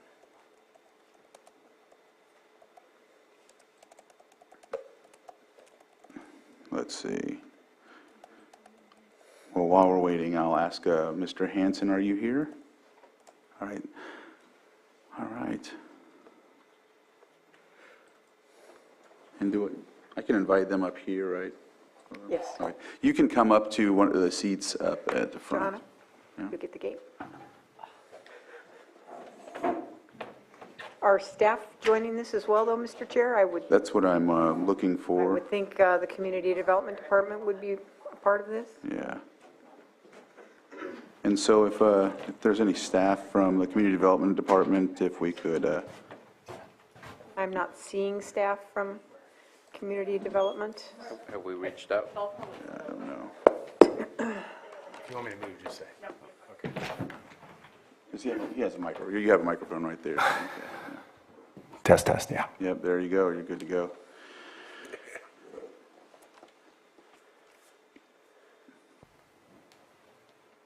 Well, while we're waiting, is there a quick one we can knock out? There's the Lower Lake one at the bottom. Okay. Yeah, I'm going to ask that, if we're going to go to that item, I'm going to ask that item be continued to next week. Okay. I think there was 2 applications on here, but we actually have 3. So I'm going to ask that we pull that item and bring it back next week. All right. Well, that takes care of that one then. Even faster than I thought. And then... Do I need to make a motion to bring that back next week? No, you can ask for that, but some member of the public might have been here to comment. Okay. So you should still call for comment. So is there anybody from the public that would like to comment on, well, I didn't even read it off, so let me read it off. That's the other thing. I don't want to have to open later on and then read it again, just to open and read it. So 7.4, consideration of the following advisory board appointments, Lower Lake Waterworks District. And as we just discussed, we're going to pull it until we can get another applicant. And if there's anybody in the chambers that would like to speak on behalf of 7.4, I'm not seeing anybody, and anybody in the Zoom, bring it back to the board for tabling, basically. Yeah. And just for clarification, we did have 3 applicants. We're just going to be adding the one on that was missed at this point, so we're just bringing it back. All right. And you can do that by consensus to just continue. Okay. We have a full consensus. There we go. And so with that, I don't know if a 5-point, if there's any 5 points, that could be really quick. Let's see if 5 points. Yeah, I think 5.3, if I'm correct. So I'll read this, but I'm going to hand it over to Vice Chair and recuse myself. Do I still read it, or do I allow her to read it? What are we doing? 5.3. Yeah. The vice chair can go ahead and read it. All right, and then I'll just be waiting by the door. So. I missed it. 5.3? Yeah. So 5.3, reaffirming action taken on January 4th, 2022 to approve amended number 1 to the agreement between the County of Lake Behavioral Health Services as a lead agency for the Lake County Continuum of Care and Elijah House Foundation for the services funded under the Emergency Solutions Grant Cronovirus program for the fiscal year 2021-22, and B, authorize the board chair to sign. And I believe it was Supervisor Sabatier that had questions on this item. Yeah, thank you very much. So it looks to me like we're going to consider a renewal of an Amendment 1, because we did approve Amendment 1 back in, I don't remember when it was, January or something of the kind. But we had asked for other indemnification clauses and the likes to be added to it, so this is being brought back to us. One of the things that I noticed that we want to change is that this is meant to be extended all the way to August 31st, 2022. As it states in both the contractor's responsibilities and in one of the whereas recitals, but however in the term it says shall terminate June 30th, 2022. And in conversing with Director Metcalf, he would like the term to state August 31st, 2022 to match the other dates, and I just wanted to make sure that we didn't have to come back again and again with this, and that we just provide that extension all the way to August 31st, and that's it. Is there any further questions from the board on this item? No. Is there any questions from the public on this item? I'm looking into the boardroom first. And Supervisor Sabatier, I don't have my Zoom up. Is there any hands in the Zoom? I do not see any hands in Zoom. Okay, so with that, I'll close. Madam Vice Chair, before you take action, I just want to make sure our acting assistant clerk of the board understands what Supervisor Sabatier just requested, and that is that the end date of this agreement be August 31st, 2022. Just want to make sure staff's clear. August 31st, 2022 in Section 1 under term. Are we clear? Thank you, Madam Chair. With that, I will close public comment and bring it back to the board for action.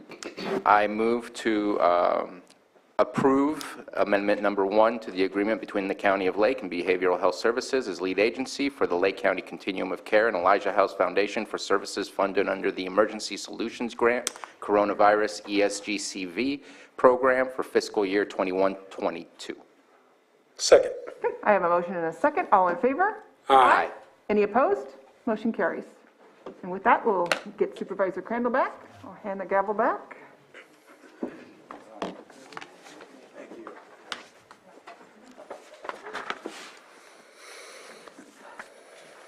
And so, yep, we're back to our 6.5. Thank you. Welcome aboard. We're a little behind, so I get it. And as we get the PowerPoint set up,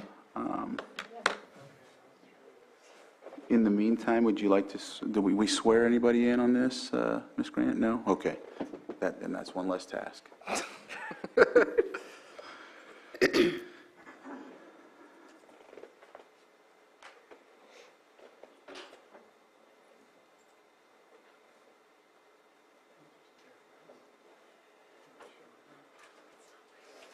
Yep. Looks good.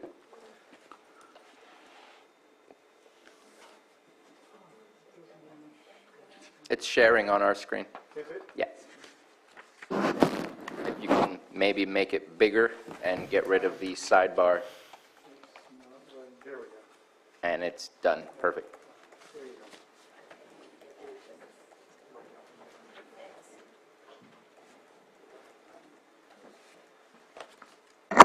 Okay, good morning, Board of Supervisors. This is Director Darby in the CDD department, and I will be presenting before you a general plan amendment and a proposed rezoning that was continued from the December 21st, 2021 meeting. And I will be conducting a PowerPoint presentation. This was a presentation from our former planner, Satir Ham, and I will be carrying it forward.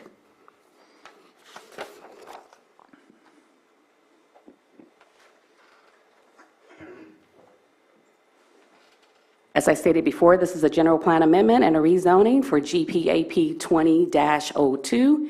and RZ 20-02. The project name is Hanson Rezone, and the address is located at 3555 and 3445 Big Valley Road in Kelseyville, California 95451. The parcel numbers are 008-03817 and 008-03844. The applicant is Greg Hansen, and the property owner is Greg Hansen as well, and the planner is Mary Darby. The agenda for this particular presentation is that we will review the general plan amendment request, the rezone request, project analysis, regulatory compliance as it relates to CEQA, public agency testimony, and planning commission recommendation.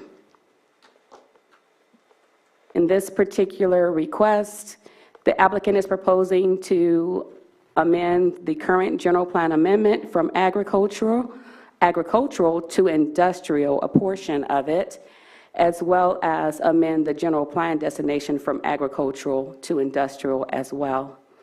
There are currently 2 properties that are in questions with 2 separate parcel identification numbers.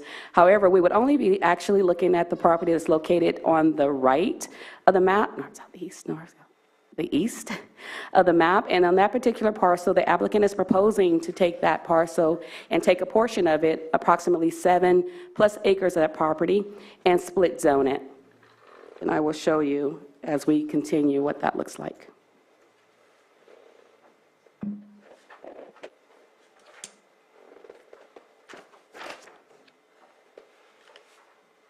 So this is an example of the parcel that's in question.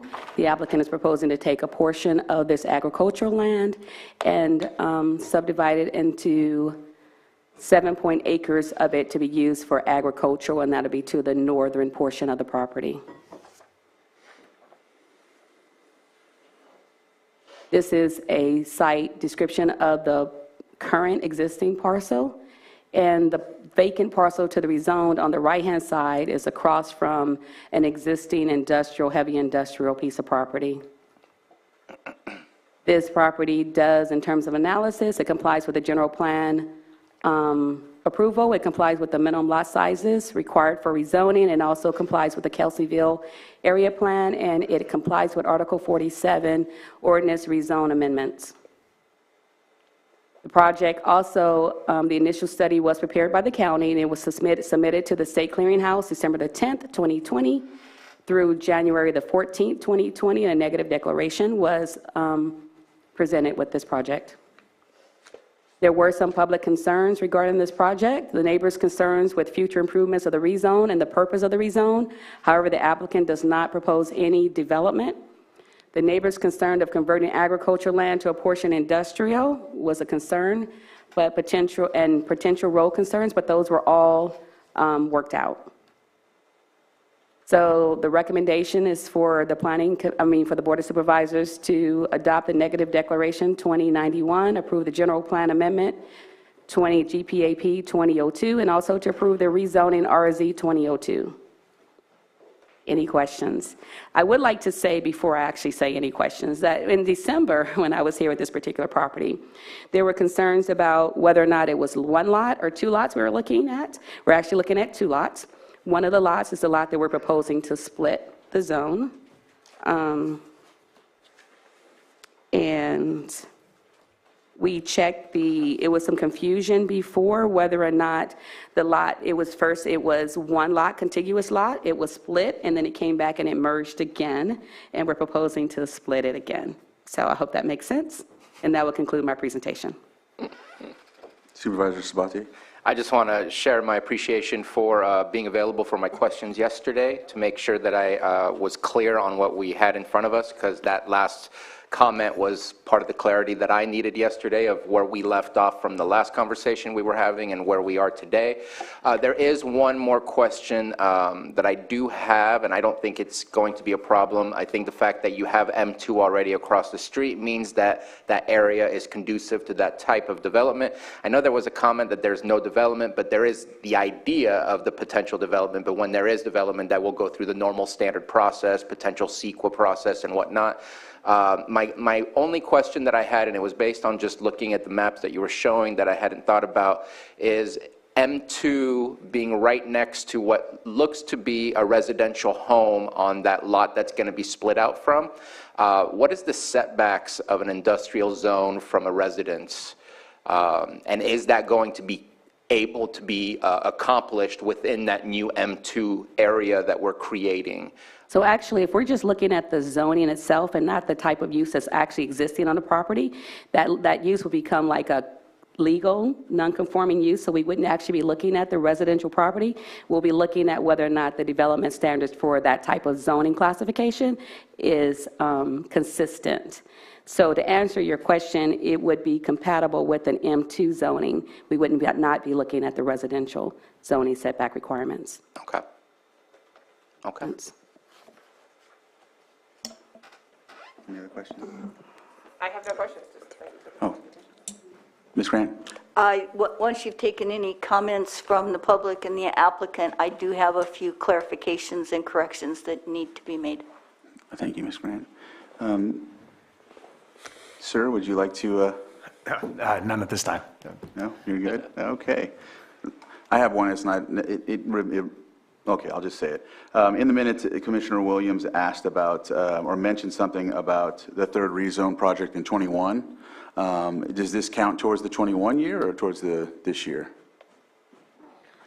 I'm sorry, can you repeat that question? We get four rezones a year. I think that's what happens in the county. Last year in the minutes when this took place, Commissioner Williams stated something up to the effect of this was the third rezone project that had been brought to the commission in 2021, I think when this first initially came.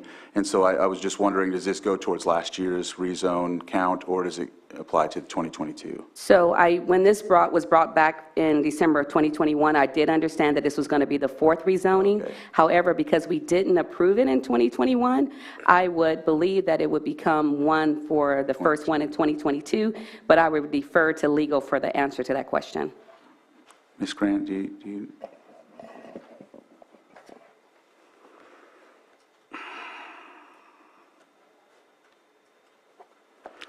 Well, that's a good question.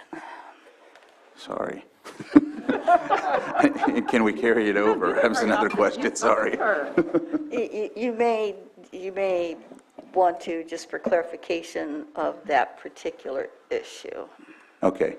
Well, yeah, I'll come back to it at another Okay. time, and then we'll figure that out, because that really isn't going to hold back or anything. It just is a quick question off the side. Right, So I'll come that back issue may have to be carried over, but the action should be able to move. Okay, thank you. From a planning perspective, legal, I would say that because we're approving it in 2022, it should be a 2022 rezoning, and then I will be careful as we move forward with the number of rezonings we have as we move forward. Okay, thank you. In this case, again, with corrections to the ordinance, which do have to be made before it can be approved. Today, I can help, if your board's amenable to that, I can give you those corrections on the face of the document, because there are several clarifications that need to be made.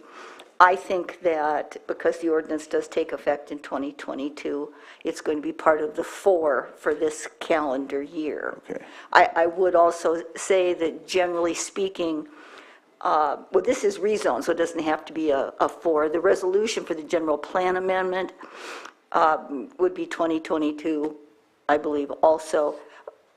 That's subject to the 4 per year. Normally, those general plan amendments are stacked in a resolution, so you have several occurring at the same time, because getting through 4 in a year is surprisingly easy to do, and then you can't do any more for the remainder of the calendar year. Okay, thank you for that clarification.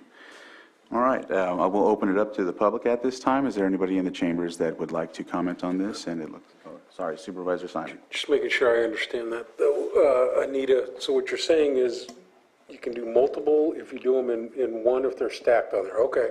Yes, sir. I did not know. Yes, Thank for you your very much. resolution for general plan amendments. You have to describe them very clearly and separately, Okay. but you can do them via one resolution, and that would count then, because the resolution affects the general plan amendment, Yeah, that would count as one, okay. okay?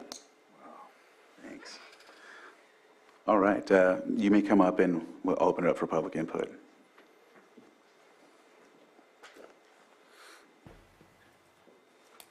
Joan Moss, I wanted to know what industrial development adjoins this property. I drive by a lot of times, and it looks like it's a Lake County parking lot. Is that what it is? What is the heavy industrial development that adjoins this project? Okay, so according to my site description and my maps, okay. Right now, I'm showing that the property is vacant that we're proposing to split, and I don't see any development on the property, and I'm not 100% sure what the proposal would be to develop it at this time. I think she's asking for the property across the street. Yeah, Which I think is a maintenance yard, correct? I may be able to answer that. Yes, Our neighbor and friend, Mr.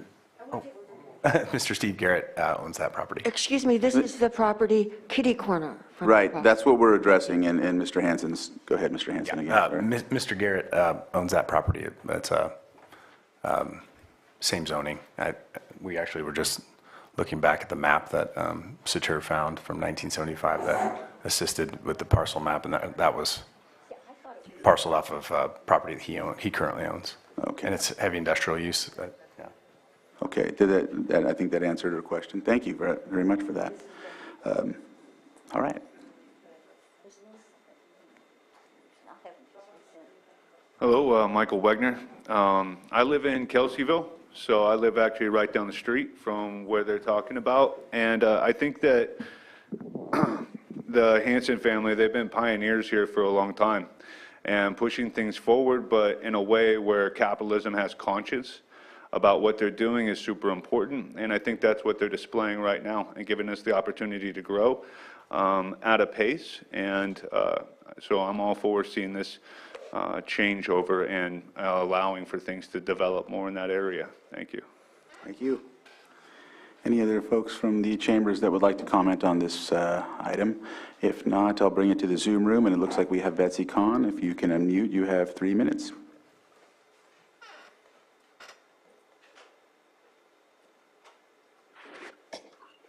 Thank you, Mr. Chair.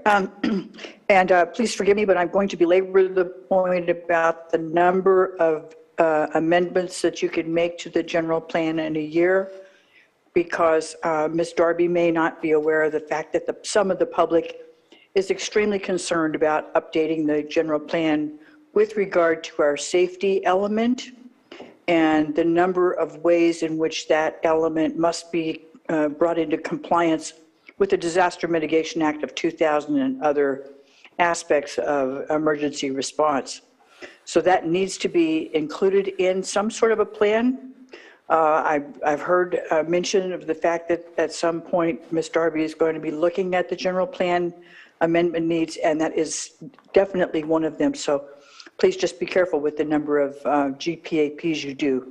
Thank you. Thank you, Betsy. I'm not seeing any other hands up in the Zoom room, so I will bring it back to the board for potential action. So are we doing these in two separate? You have, I'm sorry, if you want comment from me, I can issue some Yes. corrections. Ms. Grant, yes.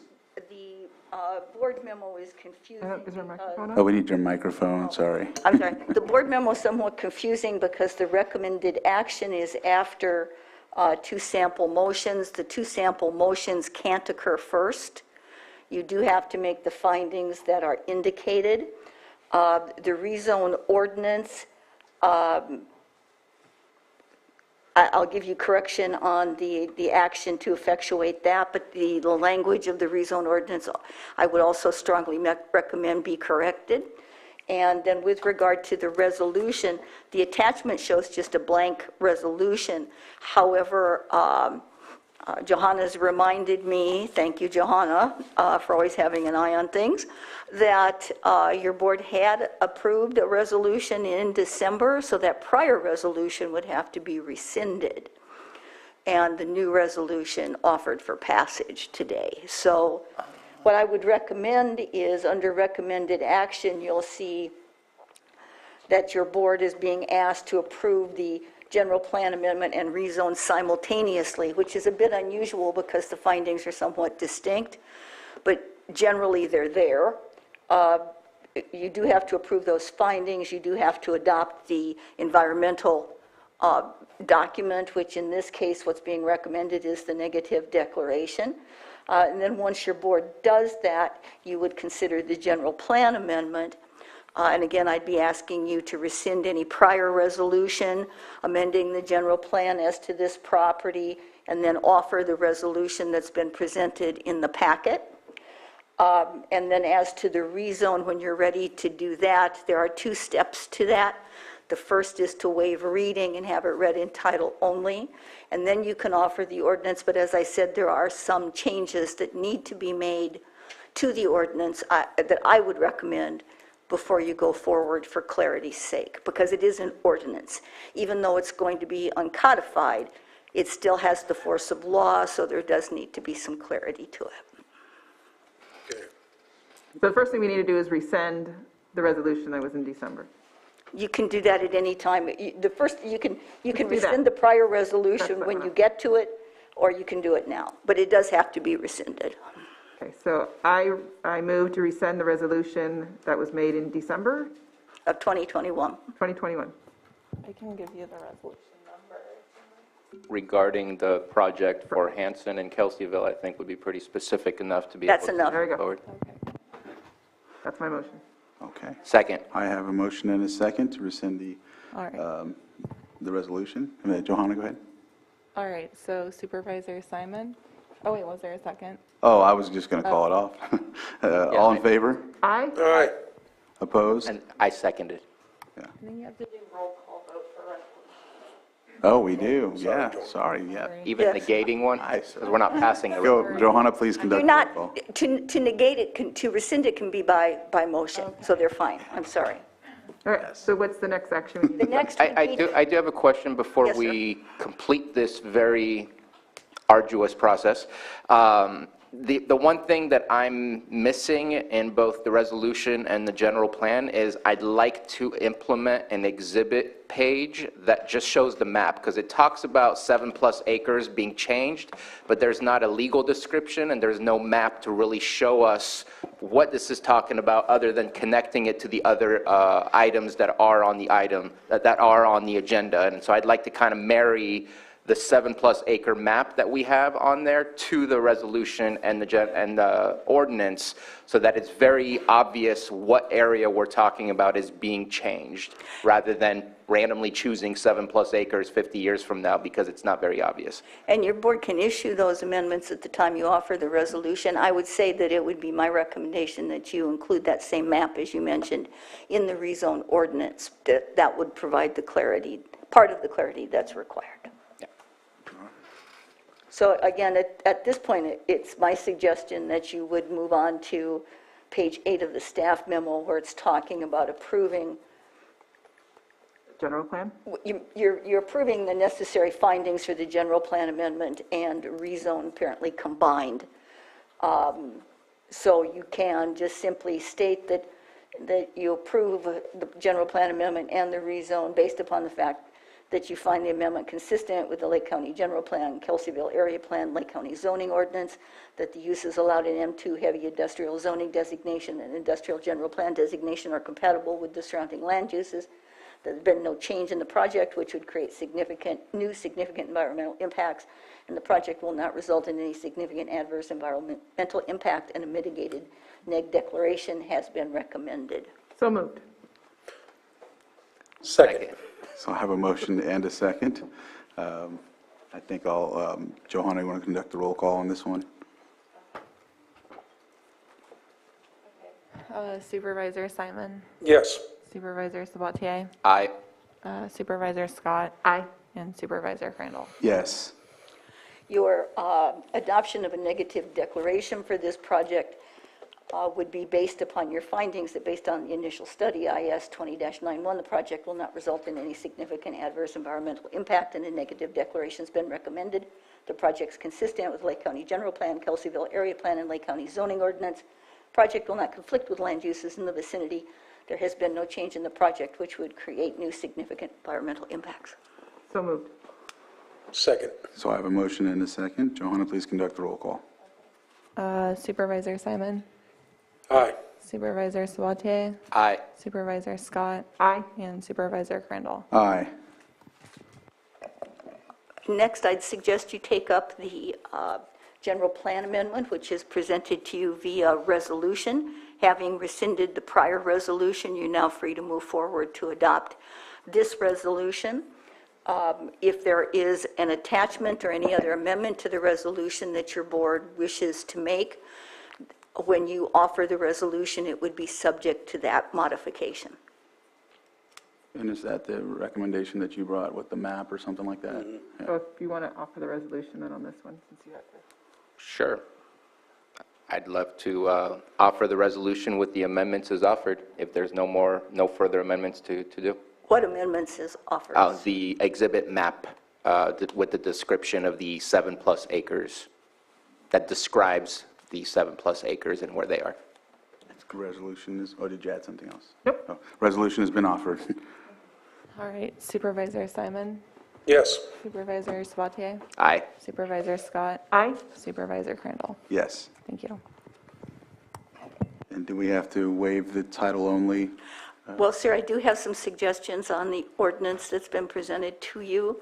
The ordinance states under Section 1, rezone request, and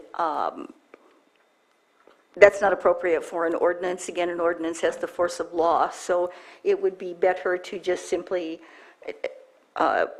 delete rezone request and instead say area subject to rezone. Okay. And then move on to the applicant is requesting to rezone. That should just be deleted and begin with 4 plus or minus 43 acres of parcel land, known as parcel 1, comma, splitting the lot into 2 separate zones. Lot 1 consisting of plus or minus 36 acres, remaining as agricultural zone. Lot 2 consisting of plus or minus 7 acres, rezoned from ag to M2 heavy industrial, and then refer to attached map and table below for specifications rather than for details. And then I would recommend that the same map that Supervisor Sabatier requested to be added to the resolution be added to the rezone ordinance, just to ensure that there's clarity. Thank you, Ms. Grant. So I'll offer the ordinance as explained by County Council. One step first would be to waive reading of the ordinance and have it read in title only first, and then your motion would be correct. So moved. Second. So I have a motion and a second to read in title only. All in favor? Aye. Aye. Opposed? All right, and then we read it in title only, right? Okay, thank you, Johanna. It would be ordinance rezoning the lands for the Greg Hansen project.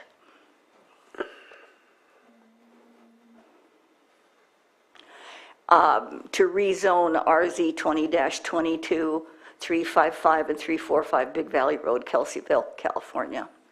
I would add that to the title, just again, to ensure clarity, because a Greg Hansen project could be something new next year. So I'm sure he doesn't want confusion as to the rezone. So I would amend the title. I apologize to your board, I didn't see that. I would amend the title and then offer that title. Okay, and so we would have to vote that again? All you have to do is waive reading of the ordinance, having it read in title only. If you're all right with the title as amended, you can go on now. Okay. And then the motion that Supervisor Scott already made could be taken up. And you're amenable to that? Yes. Okay. With that, we will read it. Go ahead and read, Ms. Johanna. Do we need a second on that? Oh, no, I guess we don't. Oh, yeah, No, well, the second, Supervisor Just Sabatier, offer the ordinance. are you amenable? All right, Oh, my goodness. You just offer the ordinance as amended then. okay, So We need a moved. second? Yes. Second. No, I don't know. all right. And Johanna, I just want to check in with you. Did you follow all that? Board meeting. I've written it down, I'll give it Yeah. to you. It would just be offering the ordinance in a roll call vote. All right, so we just need the roll call. Yeah. Okay, Supervisor Simon, Yes. Supervisor Sabatier, Aye. Supervisor Scott, Aye. and Supervisor Crandall. Yes, Thank you. and that concludes this item? I'm just making sure. I kind of wish I had something else to say, but I'm Thank you very much for the, for the report Glad we and got to clear this presentation. up. And thank you, Mr. Hanson. Thank you, guys. Thank goodness for Anita. See you later. All right. With that, we will move on to 6.6.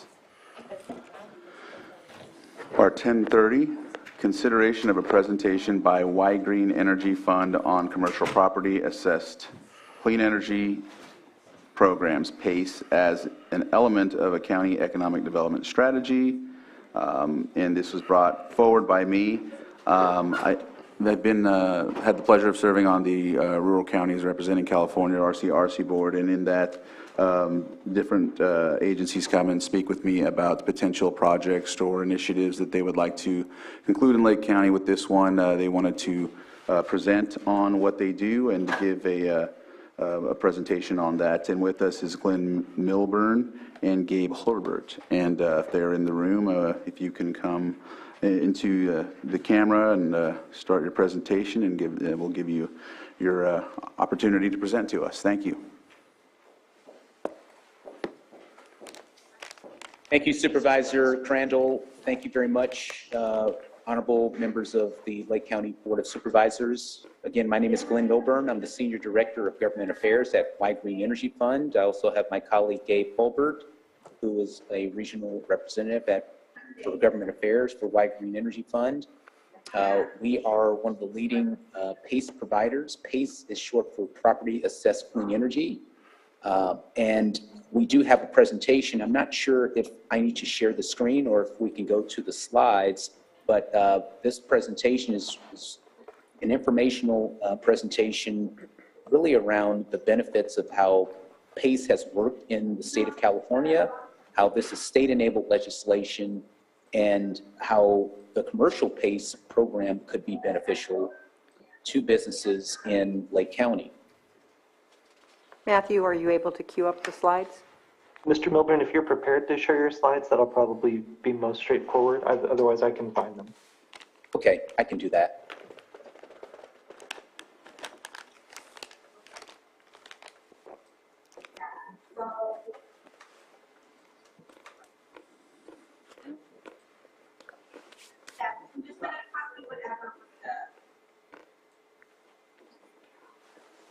All right.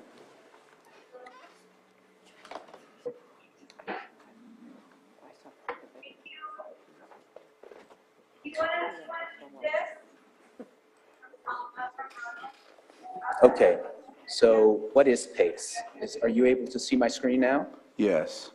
Okay.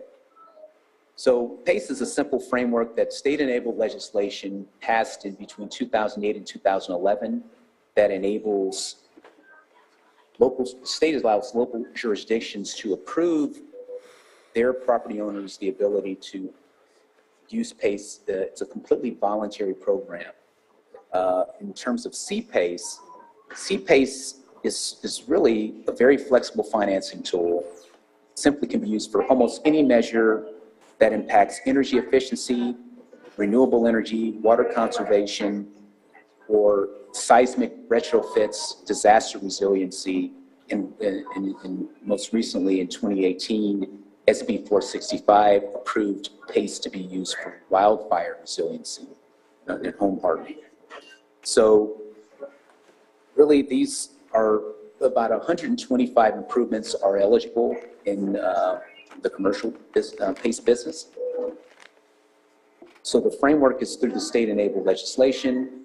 Projects are usually done through a qualified PACE service provider that would help a customer, in our case in Lake County, a business that is interested in using PACE financing to do an energy efficiency or resiliency project. And then they would work to figure out what is the most cost-effective solution for that business. And then Y Green, our company, and other companies that are in the commercial space business, I believe there are 19 commercial PACE providers in the state of California that are approved through the Department of Financial Protection and Innovation. They would be go through the process of evaluating whether the customer is eligible, the business is eligible, the business owns the property, they have property equity in the property, and be able to disclose financing to that business owner. And then the way that PACE works is they can finance these improvements with no money down, so it makes it an easier and affordable way for many businesses to be able to make these improvements to their properties with a long-term fixed, fully amortized payment that's predictable for them, that's affordable for them, and that it would be a special assessment on their property tax bill. As I mentioned before, PACE-eligible improvements, there's 125 different improvements. This is just a brief overview on the types of projects that I mentioned in the previous slide, things like solar, inverters, heating and AC, many office buildings, retail, industrial buildings, hotels and hospitality. And these are all things that are needed in businesses to make them safer, more efficient. And so these are just an example of some of the types of improvements that we've seen on the commercial PACE side. This is just an overview of what our company, White Green, has been able to do in terms of impacts in the state of California.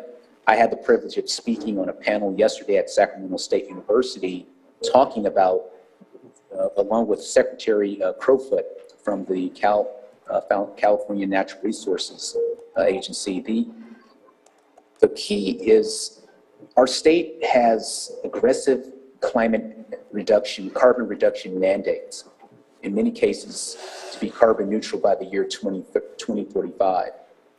And many studies have been done. The USC Schwarzenegger Institute, the National Institute of Building Science, they have all opined on the need for there to be more innovative and creative ways for low to moderate income families and businesses to be able to access affordable, creative solutions to help the state reduce its carbon emissions. White Green has been able to impact in over 231,000 PACE-funded energy efficiency projects across the state with an impact of over $5.7 billion. We've created over 67,000 jobs. And you can see here, 20 billion gallons of water saved, 30 billion of kilowatt hours saved, $11 billion of gross economic output. These are some of the examples of how PACE has made a difference, not only here in California, but these numbers are expanded across the country because we operate now in 20 states across the country, our commercial program. PACE has also been a leader in support of global and climate action legislation that has been passed in the state. AB 32, which is the Global Warming Solutions Act, SB 32, which is the climate scoping plan that's updated every 5 years to address some of the targets and goals that the state has to reducing carbon. We're very supportive of that because we believe that PACE is one of those tools that allows more people to participate and be empowered toward making changes toward a lower cost, more efficient future for their properties. This slide, and apologies, it's a little bit of an eye chart, but it just shows what I mentioned before, the trajectory that the state is going in now, and I would imagine Lake County is no different than the state's trajectory. If we just do what we're doing now for climate reduction, we will not reach the goals that were stated in SB 32 until the year 2075. So that means that in order to reduce the greenhouse gas emissions to get to reach our 2050 goal, we would have to reduce carbon emissions by 5% every year going forward till the year 2050. That means that in order for us to reach those goals, there needs to be a lot more activities taking place to reduce carbon emissions. PACE is one of those tools that allows more people, low to moderate income, and in our case, small to medium-sized businesses when we talk about commercial PACE. We are one of the largest C-PACE providers for small to medium-sized businesses because we have much lower minimum funding amounts than businesses have to access other forms of financing.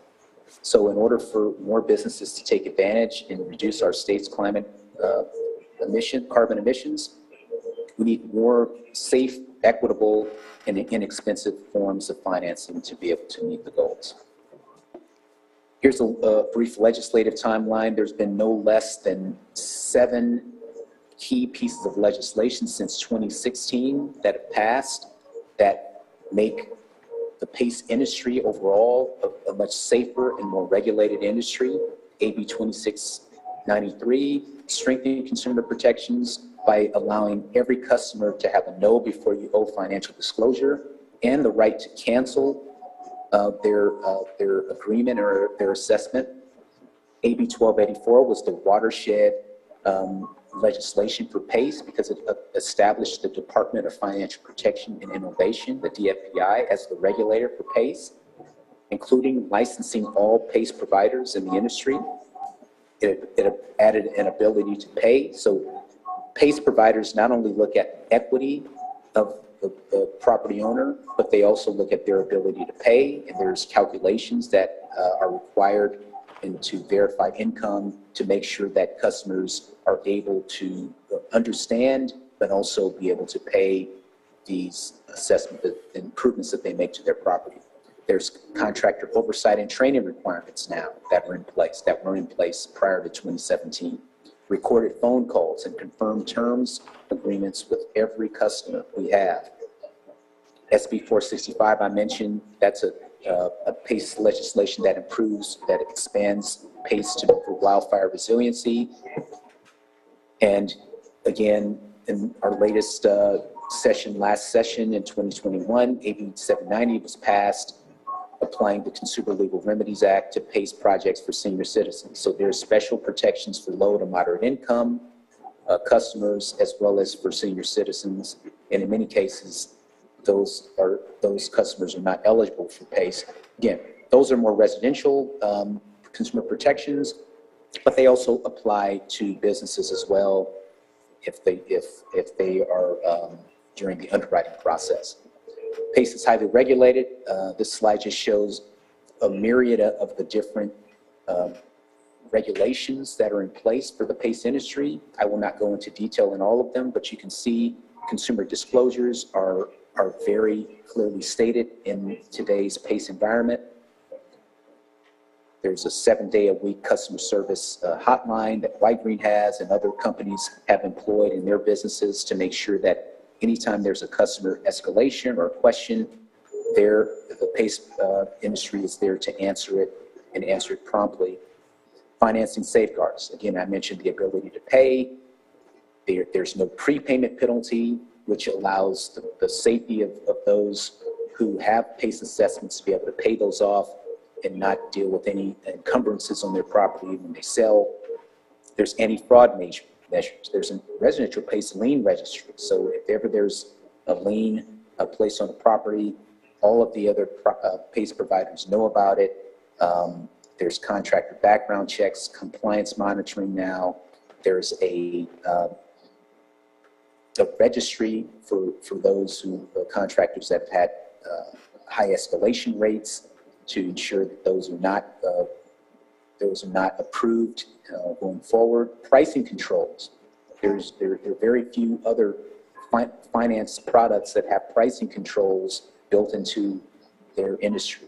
So to make sure that customers are not being overcharged for certain improvements, there is a range and vetted pricing policy built into our operations. PACE consumer protections exceed other financing options in terms of the numbers of consumer protections available to them. This is just a brief comparison on how our program has these controls and guardrails around the industry. Again, most commercial businesses have these internally.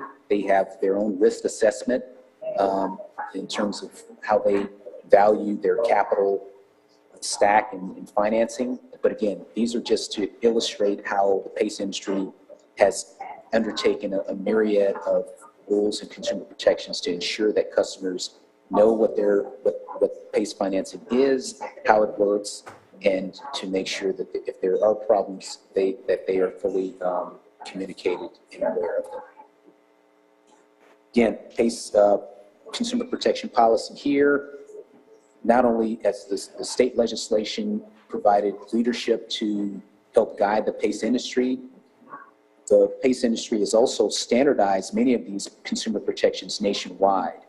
Again, these have been taken from input from not only the PACE industry itself and administrators, but also consumer protection stakeholders, civil rights groups, others, customers, to make sure that there's a national standard by which all PACE and commercial PACE financing is conducted. The green is the expanded consumer protection principles that the companies themselves have agreed to as a standard practice. No foreclosures. In 12 years, White Green has not foreclosed on any person as a result of a PACE lien. Again, additional protections for elderly and low-income property owners.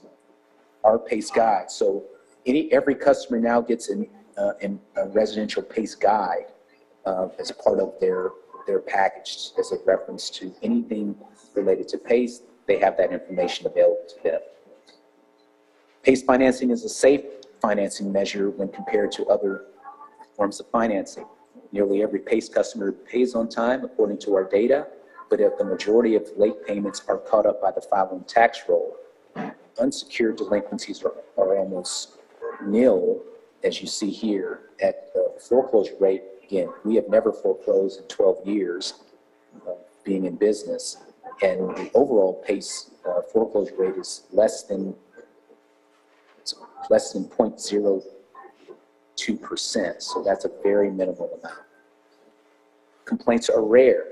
This is from January of this year's, our regulator, the DFPI, issues an annual report that shows the number of PACE assessments that have been conducted in the state, and there were 10,129 PACE assessments in 2020. That's their most recent data. And of that number, 169 complaints were received by the DFPI. Only 12 were unresolved by the reporting date. That is less than 0.12% of all of over 10,000 PACE assessments in the year 2020. That's a very small amount. So complaints are rare, but unresolved complaints are almost they're almost zero. Again, we talk about equity for businesses. Again, we focus on the small to medium-sized business sector in our C-PACE product, and because we believe that those small to medium-sized businesses are the backbone of many communities, and we believe that providing equitable access to affordable financing is key. The reason why we can say that is because our interest rate compared to other types of financing is fixed and fully amortized, meaning the customer, the business knows exactly what the payment will be. They know it will not change for the life of the loan. And that is important for businesses when they're making business decisions to know that they're not going to have fluctuating interest rates, or their credit is going to be affected because of some business events such as COVID that we've just experienced the last 2 years, where businesses have had a tough time getting access to capital, and interest rates have fluctuated, or their qualifying standards have been compromised. A brief example at the bottom of the slide, it shows a typical $20,000 project cost for a commercial business a month over a 20-year term. Say this is a solar project or a roofing project with an HVAC at 7.99% interest would be $183 a month versus a $265 10-year loan at 10% interest on another type of financing product. And these are just from LendingTree comparative data. Again, the benefits to PACE to Lake County: there is no upfront cost, there is no cost to local government. Again, these are standardized throughout the state of California. There's no administrative or setup fees, no additional staff required for the program. These are special assessments on the property tax bill of a business, just like any other property tax bill would be assessed to any other commercial property owner. And then these are just some more specifics about the commercial program itself. Why would businesses opt to choose commercial PACE? Well, again, when they're making decisions that to try to increase their operating cash flow, increase their property revenue, these are things such as multifamily businesses. We've seen that many companies are looking to increase their net operating expense. And these are just ways that commercial PACE has done it, way to preserve their capital, keeping more of their cash in their business without making upfront payments to make their properties more efficient is a way for them to keep more capital in their business. And during, coming out of COVID, when cash was very scarce, these are ways that PACE has helped businesses across the state of California. Again, increase net operating income, increase the building efficiency and net operating income, secure the investment. Because again, when you're talking about expanding hotel space and making air filtration a priority in office buildings and retail buildings for people to return back to shopping and to work, these are things that businesses think about. How can I do these improvements without expelling a lot of the cash out of my business operations? So it's helped in many ways these businesses. And just the brief bullets at the bottom, PACE is eligible only to commercial, industrial, and agricultural property owners.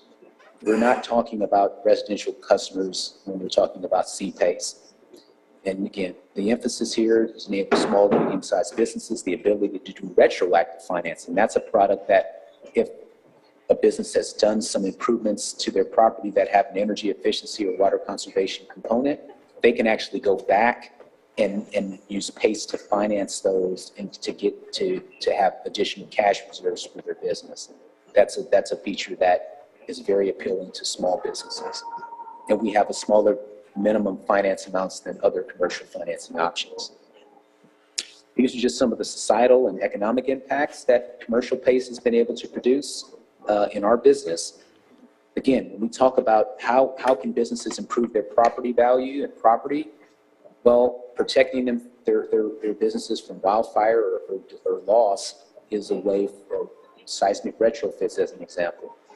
We've seen a $31 million worth of disaster loss avoidance, over $239 million of utility bill savings, $1.16 billion of kilowatt energy saved. And you see here the additional impacts that Rezoning has been able to make in California so far. We've also received demand in Lake County. There's a hospital project and a winery project that has already approached our company wanting to use it if it were available to the Lake County businesses. And so these would be available to a tool just to be able to allow more housing units. We talk about affordable housing in California being a priority. PACE could be used to make improvements to create new affordable housing units, improve hotel and office facilities, industrial building efficiency, and fire hardening for commercial properties across the county. So in conclusion, this is, again, we operate under the Golden State Finance Authority, which is a JPA under the RCRC, or Rural Counties Representatives of California. And thanks to Supervisor Crandall for being an influential person within RCRC to provide leadership for rural counties across the state. The other JPA is the California Statewide Communities Development Authority. That's where the other CPACE providers are operating under that JPA. We also operating in many of the neighboring communities of Lake County, Colusa County, Glenn County, Mendocino County, Napa County, Sonoma County, Bilbo County. Again, Lake County is already a member of GSFA's JPA through their affiliation with RCRC, as I mentioned. No PACE providers are currently operating in Lake County, so should the board have the will to authorize CPACE in the future and allow for businesses to utilize this financing tool, we can discuss and answer questions on how that can happen. Again, this is only for commercial only, and again, we believe it's a valuable tool to aid small and medium-sized businesses that need access to capital in your county. So with that, I want to thank you, and if there are any questions, we appreciate the time you've given us to be able to speak this Tuesday. Thank you, Glenn. I wanted to offer to see if your colleague had any statements or anything before I open up the questions to the board. Nope, nothing for me. All right. Thank you, Mr. Hilbert. Supervisor Sabatier? Yeah, thank you very much for the presentation. I've had some experience with PACE before, and I think that having the conversation here is where it should begin, because what happened a few years back was the city of Clear Lake had engaged with the PACE program, and by not having the components on the county level, whether that was at the auditor controller, the tax collector, I don't remember exactly which department it was, but it was difficult to be able to manage through the process of dealing with PACE. So I think having this conversation here is good, because if we do move forward, then it allows our cities to have that capability to move forward as well. I'm not going to speak with much knowledge on the interest rates you showed. I wasn't too impressed with the 7.99, but at the same time, I don't know what's available out there for other businesses, but that's going to be their choice, and I love to offer choices for people who would like to be able to utilize this program. One of the parts, because of what happened in the past, that the county was not prepared. You talked about fees too, and you also spoke about the auditor, controller, and other departments. Are we, if somebody is going through a PACE program, it has to go through us in some way, shape, or form to deal with as far as the, not the financing portion of it, but we still have to deal with making sure that the payments are being made, and that the, if, for example, somebody sells their home, that there's not a lien on the house or on the property or something like that. Is there a fee that we can make sure that we obtain so that we are getting paid for any of the services that are being done here internally to deal with the PACE program, or has that been changed now so it's completely internally at Y Green and we don't have to deal with anything? So thank you for that. You know, there is cost recovery for the county for any fees that they incur in terms of their normal tax assessment operations. And again, those are things that we can discuss, but yeah, Y Green has the infrastructure to work with the county. Again, many cases, customers may have questions about their assessment. We send out a minimum of 3 reminders to customers about their upcoming property tax assessment, so they're aware of this is what you're going to be paying, this is what you owe. And again, we work with counties across the state. Again, we work in over 500 jurisdictions with this very, very question. So we have a pretty robust infrastructure to handle the questions that customers may have about their assessment. And we work with county, willing to work with Lake County on any questions they may have regarding their procedure. Okay. And again, I think that having a choice, I mean, we're speaking specifically today about the commercial property PACE program. I think that even opening up for further dialogue in the future for looking at the residents as well, you mentioned home hardening, things like that. I'd love to hear more about that.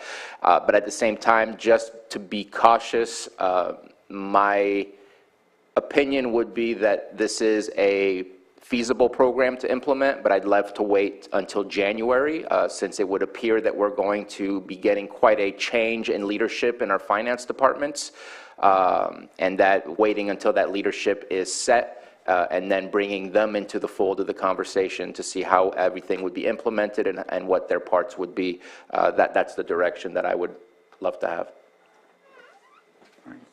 Any other comments? I'm in agreement with that. Yeah, okay.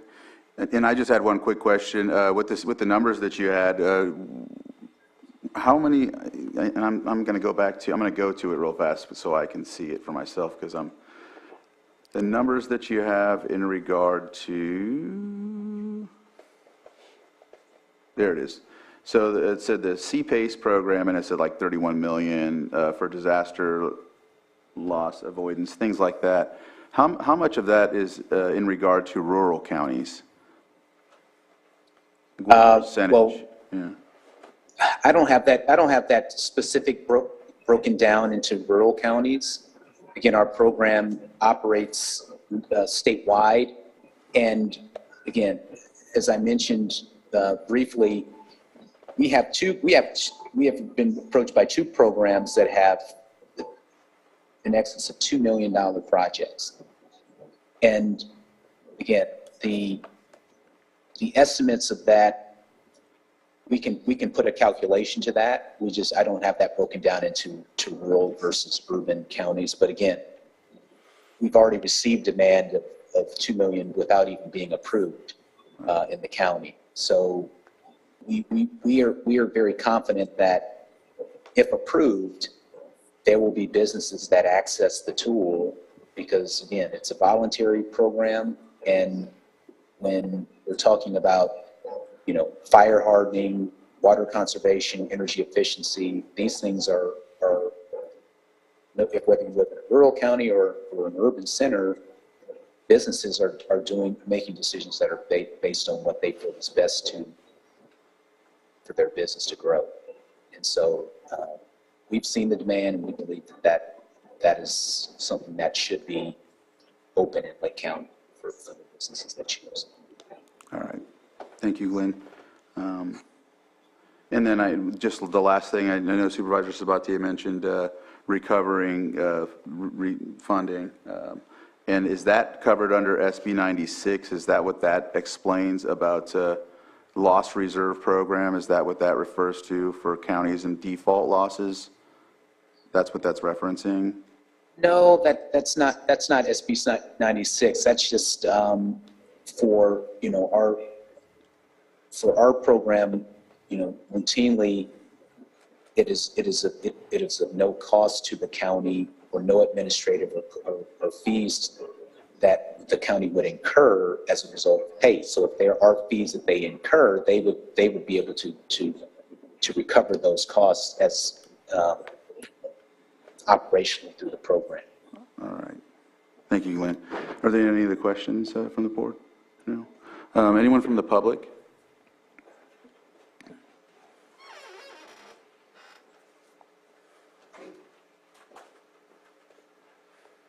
Good morning, again, everybody. Yeah, I had one quick question, because we went over like the areas around us that you guys are participating in. So Sonoma County has the Sonoma County Energy Independence Program. Yep. And inside of that, it offers the PACE financing, correct? Yes. Okay, so on their website, it shows the fixed interest rate for them is 5.99%. So I'm wondering why we're seeing 7.99%, 2% higher than Sonoma County. I just think that the rates that we charge are because we're able to provide a competitive rate that is comparable to other forms of financing. Right. So my curiosity. Sonoma County is the only public program that is in existence. I'm not sure how they arrived at their interest rate, or if their interest rate will change in the future. But yeah, I can't speak to their program. All that we're comparing our rate to is, for some reason. Yeah, there we go. Comparable programs. Oh, okay. I was just wondering if there was some kind of financial reason or a demographic reason why we'd be paying 2% more, because that is substantially more than Sonoma County. Just something I was curious about. Yeah, but the scale of projects that Wide Green and other companies perform far outweigh the number of programs that the Skype program does, even within Sonoma County. We operate within Sonoma County as well. Oh, okay. I don't know that I totally understand. But. Thank you, Michael. Are there any other comments from public input? I'm not seeing anybody in the Zoom room. I didn't know if there's anyone from any of the other departments or staff that had comments, and I'm not seeing any hands. So I'll bring it back to the board, and I think this is a discussion only, and I think 2 supervisors have already notified that they would like to, if possible, discuss at a later date or something of that nature, but next year, if anything, but, right? Yeah, so, yeah, I don't know what else to add here, but thank you again for coming forward and giving us this presentation, and we'll look forward to talking to you soon. Thank you. Supervisor Sabatier? And I, just to be more specific, I think that it would be good to bring back a discussion, because I have some things that I'm putting on the back burner rather than bringing it to the board. I recognize that there's going to be some leadership changes happening in our finance department. I also understand that we're trying to meet certain expectations, and I don't want to add stuff and put a wrench in the wheel to slow down what we're trying to work on and meet our expectations. But having a conversation sometime, I don't know, in the February, March timeframe, so that we can either look at creating a committee to have these discussions with our finance departments to see what is feasible and what is not, and then coming back to the board and discussing those things as well. But that's kind of the time frame that I'm looking at, letting them get comfortable, letting them get in there, and then start talking about some of the other programs that we have not brought on board yet, because there's definitely a lot from CSAC. This is coming from RCRC, but there's other stuff from CSAC that has been made available that we have not discussed at this moment in time. It was discussed when CSAC was here to provide us some of the details of those programs, but again, not sure that it's the right time to implement things because of the leadership change coming in. So just wanted to be a little bit more specific about timeframes. All right. Thank you for that, Supervisor Sabatier. And with that, again, thank you, and we will touch base in the near future. Thank you. All right. Thank you, Gabe. With that, let's see here. We are at 11 o'clock. Does anybody need a short break, or are we okay to drive on? Drive on? I'm good. Okay. With that, 6.7, consideration of presentation by U.S. EPA Region 9 staff of the Sulphur Bank Mercury Mine Superfund site. This site's project manager, Carter Jessup, Karen Jurist, and community involvement coordinator, Gavin Pauley, will be leading the presentation to provide an update on the site and EPA's upcoming recommendation cleanup plan, proposed plan, and opportunities for community engagement. And one second. I think Water Resources will be, we have a Deputy Director Delgianis and Angela DePamadao. If you're on, I know this, we'll hand this over to you.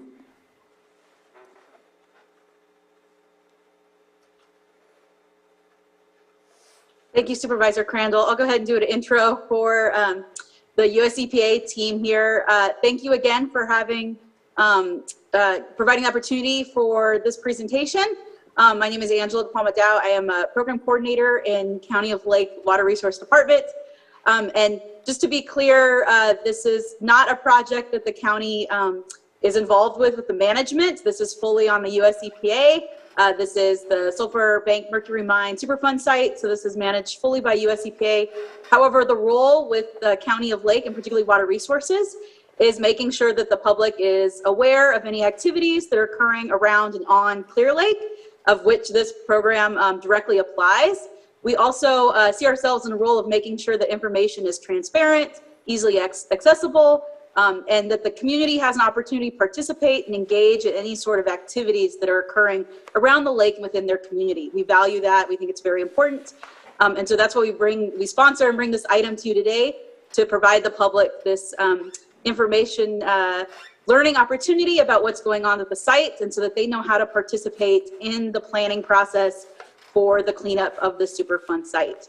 I will note that there are some materials that the US EPA team is going to be referencing today, and those materials are available both online and they're available in hard copy format if somebody wants a paper copy. The board members, you have each been provided a packet with those materials that the team will be referencing today, and then there are some physical copies that the US EPA team sent that are available down in the boardroom for anybody that's in attendance that would like them. And also, if anybody is interested in these materials, they're welcome to come to the 3rd floor at 255 North Forbes Street here in the courthouse, visit Water Resources and ask for them. We have copies of these and we can provide them for anybody that requests this information. And the other thing I will say, actually, I think that's it. I can go ahead and segue, turn it over to the group right now. And Supervisor Crandall already introduced the speakers. So that'll be Carter Jessup, Karen Juris, and Kevin Pauley. Will go ahead and they have their screen shared already, and you guys can present. Thank you so much again for this opportunity. Thank you very much, Angela. Hello, and thank you, Honorable Lake County Supervisors, for your time today. Thank you to Lake County Department of Water Resources for sponsoring EPA's participation today. My name is Carter Jessup. I'm the U.S. Environmental Protection Agency's lead project manager for the Sulphur Bank Mercury Mine Superfund site. As was mentioned, I'm joined today by Karen Juris, who's another project manager for EPA, who leads the EPA's work surrounding the fish advisory for Clear Lake and related efforts, and Gavin Pauley, who's EPA's community involvement coordinator for the Sulphur Bank site. EPA has been engaged with Supervisors Sabatier and Crandall in the recent past, but it's been much longer since we've had an opportunity to provide a broader update to the Lake County Board of Supervisors. So I'm going to begin with some general background information and then move into a discussion of what's ahead. The presentation materials are going to be fairly general in nature, but we'd be happy to dive into more detail. And as you'll hear, we've got some public participation processes coming up in the near future that will certainly also provide an opportunity for deeper public engagement. Next slide, please. And just outline what I'm going to cover today, just very quickly. First, just who we are, why we're here, what the Superfund program is all about, a little bit about the Sulphur Bank Mercury Mine site and its history as a refresher. We'll talk about next steps and cleanup plan timeline. They're going to provide an update about some new site signage that EPA is going to be posting. I'll then hand it over to Karen to talk about the Clear Lake Fish Consumption Advisory and coordination that she's had with the county. And then Gavin will lead an update on tribal and community engagement activities that have been recent and that are upcoming related to EPA's release of a proposed plan for the cleanup of the mine site. And then of course, we'll have time for Q&A. Next slide, please.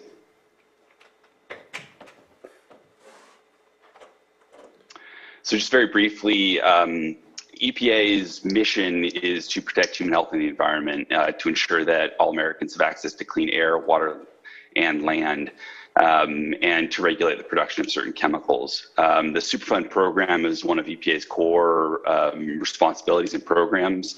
It aims to clean up the nation's most contaminated sites and return those sites to beneficial use, and wherever possible to make the parties responsible for contamination pay. The Sulphur Bank Mercury Mine is on EPA's Superfund list, and I'll dive into a little more detail on the next slide, please. So Sulphur Bank Mercury Mine opened in 1865, initially mining for sulfur. They shortly thereafter shifted to mining for cinnabar ore, which is refined to pure mercury. Over its 90-ish years of production, over 2.5 million tons of mercury and arsenic contaminated waste were distributed across the 160-acre mine site. It was added to the Superfund list in 1990. The primary reasons for that, firstly, were because of its impacts on Clear Lake. It is the primary reason why there is a fish consumption advisory for Clear Lake. The mine has introduced mercury into Clear Lake. The other major reason why it was added to the Superfund list has to do with the mine's profound impacts on the Elam Indian colony, a fairly recognized tribe who, as you can see on the figure here, their lands immediately border the mine site. The Bradley Mining Corporation was held responsible for the majority of the contamination at the site. Department of Justice settled with Bradley Mining in 2012. The Bureau of Indian Affairs was also found partially responsible because they had used mine waste as a construction material on the Elam Indian colony. EPA has performed 8 early actions, emergency cleanup actions up to the present to address the most urgent risks at the site to human health and the environment. That includes 3 actions on the Elam Indian colony to reduce the exposure of Elam Indian colony residents to mercury and arsenic. It includes multiple actions on the mine site to reduce the amount of contamination going from the mine into Clear Lake, and it includes a removal action in the neighborhood south of the mine, where once again mine waste was used as a construction material for road base. Next slide, please. So EPA is nearing the release of what we call a proposed plan, our formal cleanup plan for the mine site itself. We break sites down into what we term operable units. These are administrative chunks that are usually based on the nature of the contamination, the type of cleanup that's necessary. Sometimes it'll be based on property ownership. The sulfur bank site is broken into 3 operable units. Operable unit 1 is the mine site and the contamination in the residential areas north and south of the mine. Operable unit 2 is Clear Lake. It's technically all of Clear Lake, but in particular, the Oaks arm of Clear Lake is where we see by far the highest concentrations of site-related contamination. And operable unit 4 is the wetland area north of the mine site, as well as a study area to the southeast, where there isn't necessarily known areas of contamination, but we are investigating the possibility for contamination to be there at the request of the Elam Indian colony. Next slide, please. So I mentioned that we're nearing a cleanup plan. So this slide just provides a quick overview of EPA's cleanup process. For large and complex sites like Sulphur Bank Mercury Mine, they go through the remedial process, and this is dictated under the Comprehensive Environmental Response and Liability Act, which is the law that established Superfund. So this is sort of a prescribed process. Operable units 2 and 4 are in this characterization phase still, but operable unit 1, the mine site and the residential soils, is right at the cusp of going from that characterization phase to the formal decision-making step. And this transition between phases is accomplished by the release of a proposed plan, where EPA identifies what the appropriate action is for the cleanup according to all of our study and analysis, and we release that to the public for comment and input. Next slide. So just at a 10,000-foot level, our cleanup plan, which, as you'll hear from Gavin, you'll have plenty of opportunity to get the full details on. But this slide is sort of a cartoon breakdown of how the site interacts with the environment. On the right is operable unit 1, the mine site. On the left is Clear Lake, obviously not at all to scale. The pink is mine waste. We get rainfall coming down and infiltrating into the mine waste. That contaminated rain, stormwater flows. Currently, either flows into Herman Impoundment, which is the flooded mine pit in the middle of the site, or it flows directly into Clear Lake. We also have a release of contamination that occurs due to Herman Impoundment water flowing. As you can see, Herman Impoundment's water level is higher than that of Clear Lake. And so the flooded mine pit feeds water into the waste rock material in the waste rock dam, which then carries contamination on into Clear Lake.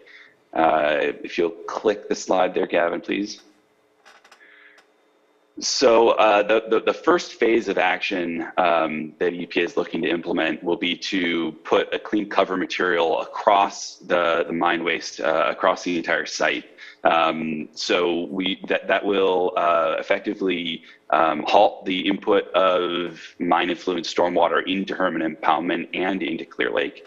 That will also achieve a lowering of Herman Impoundment's water level, and therefore a reduction in the amount of groundwater movement from Herman Impoundment into Clear Lake.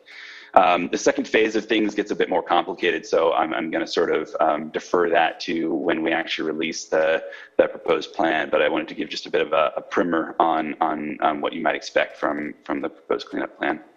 Next slide, please. So what are next steps? I mentioned the proposed plan. That's where all of EPA's plans for the cleanup will really be fully documented and released for your review, your input, your comment. That is scheduled to occur this spring or summer. We are currently engaged in government-to-government consultation with the Elam Indian Colony, who have raised a number of legitimate concerns about our planned approach. And so we're working through those, and we take that consultation process very seriously. And so we are, we want to make sure that we've got a good plan of action for addressing their concerns before we move forward. And that's why the timeline here has been pushed out a bit since what Supervisors Sabatier and Crandall may have heard from us previously, and that's why there's still some uncertainty on the release of that proposed plan. But we're working through that as quickly as we can. We'll then move.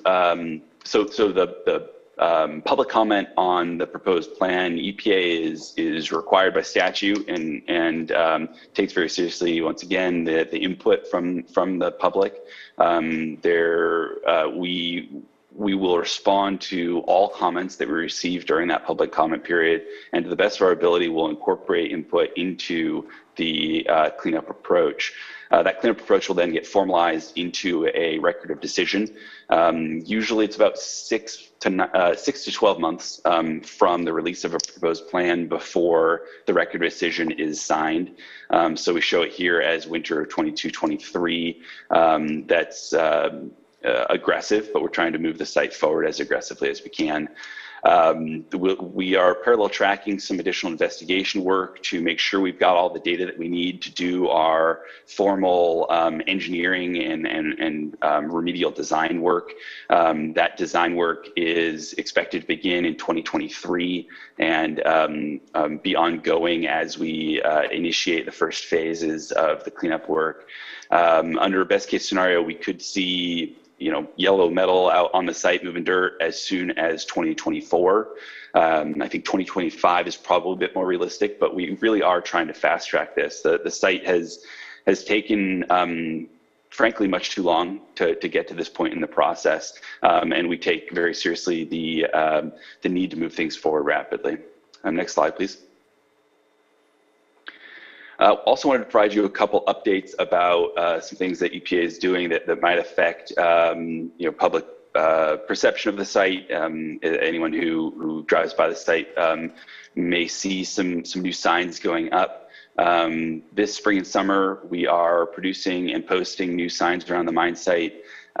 We've had pretty persistent problems with trespass onto the mine site. Going onto the mine site is absolutely inadvisable. There's high levels of mercury and arsenic in the mine waste across the site. Our prior signs, we've heard feedback from the public that they did a lot of scare without much education. So we're trying to adjust that and provide signs that provide more context for the recommendations and cautions against going onto the mine site. The text that's shown on the slide in front of you is going to be captured on the new signs that will be hung around the site. And we'll also have 2 larger, more sort of interpretive signs like you might see at a state park to educate the public about the nature of the contamination at the site, the history of the site, and the reasons why going on at the mine site is really not a good idea or something that's safe for public health. With that, speaking of signs, I'll turn it over to Karen Juris to talk about some of the work she's been doing around the fish consumption advisory for Clear Lake and some new signage there. Next slide, Gavin. Thank you, Carter, and thank you, supervisors, for the opportunity and for your time. So as Carter mentioned, as a result of the mercury mine waste and release from the site, Some fish found in Clear Lake contain high levels of mercury that do pose a health hazard. The State of California's Office of Environmental Health Hazard Assessment issued fish consumption recommendations for Clear Lake, as you can see here on this slide. California Assembly Bill 762 stipulates that local county health offices post health warnings regarding fish consumption, and EPA assisted with this effort and collaborated with Lake County Water Resources Department by printing signs that the county posted or plans to post around the lake. Next slide, please. And here you can see the results of our collaboration. So I want to thank you. I want to thank the Lake County Water Resources Department and Angela DePalma-Dow for collaborating and posting these signs. And here's a figure of where signs are posted and where they plan to be posted around Clear Lake. Next slide, please. EPA also collaborated with the County Water Resource Department to provide materials for the quagga mussel ramp monitors to have in the field, both for reference and for dissemination to the public. EPA, working on other sites, EPA has learned that direct interaction between educated staff and the public is a really effective way to convey our messages. So we developed and printed a training outline for the ramp monitors regarding mercury in fish and the Sulphur Bank mercury mine, as well as a pamphlet for handout. It's a water-resistant pamphlet that discusses protecting the health of you and your children. So Lake County Water Resources Department distributed and discussed these materials at their ramp monitor meeting this past March. Thank you. And next slide. And with that, I'll turn things over to Gavin Pauley. Thank you, Karen, and thank you, supervisors, for having us on the line today.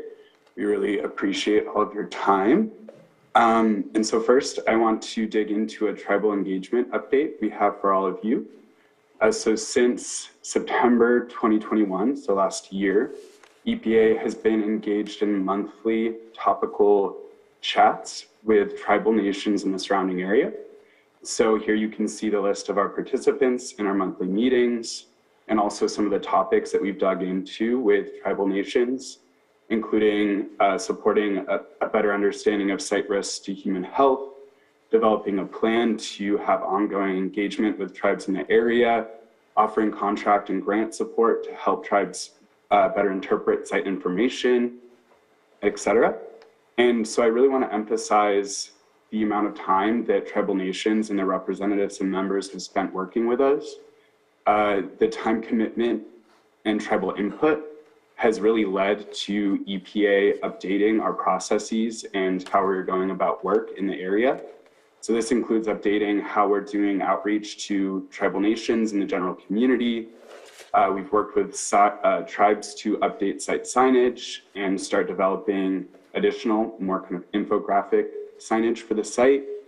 They've supported us in our coordination with the county on the fish advisory, and also in updating the way that we go about site work practices. So this includes protecting cultural resources on site.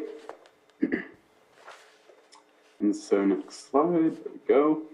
And so Carter spoke about our proposed plan process that's upcoming this spring and summer.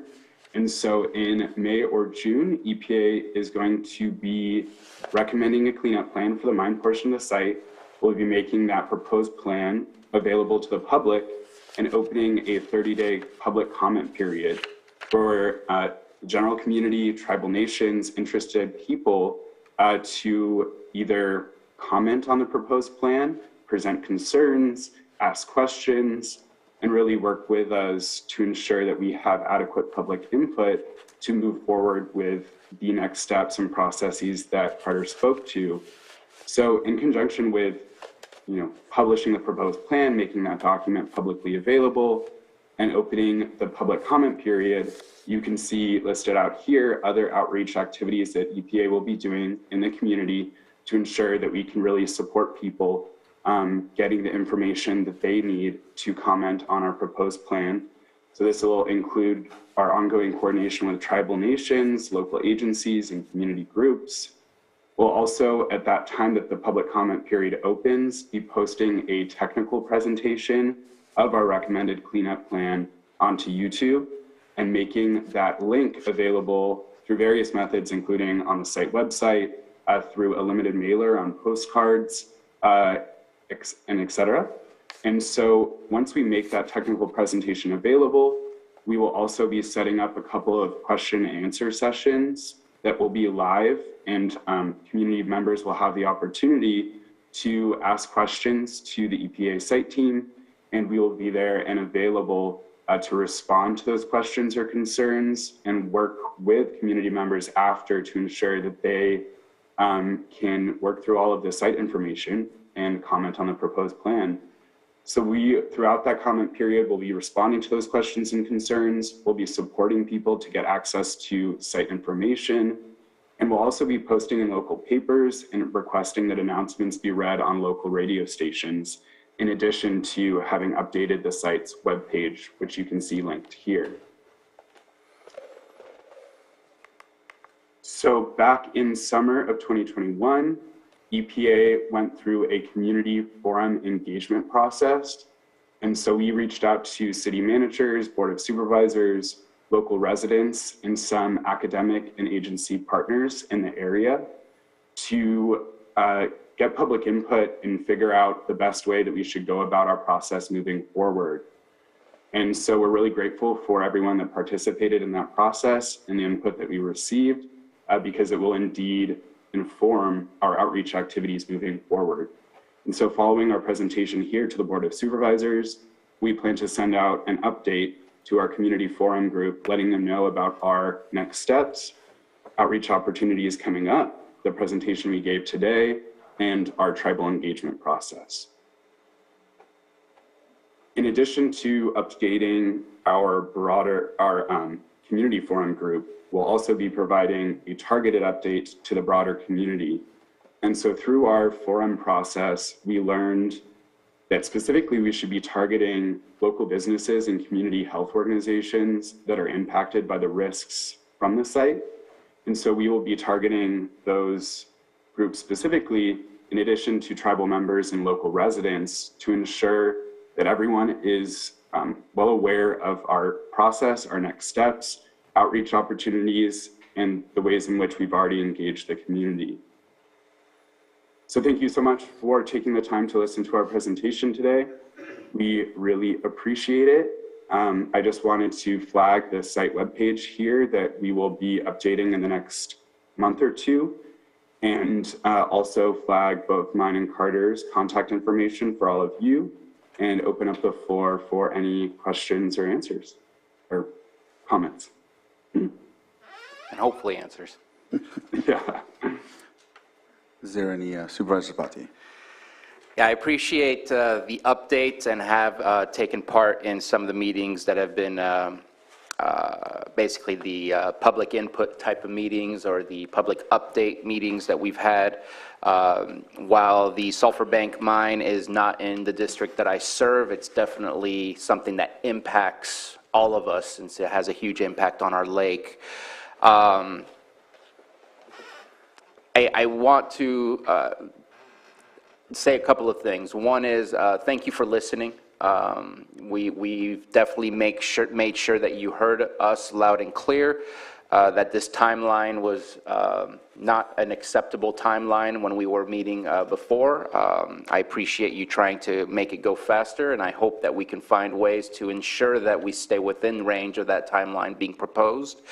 But also listening to the complaints that you received about the signage and seeing that there is new signage coming out.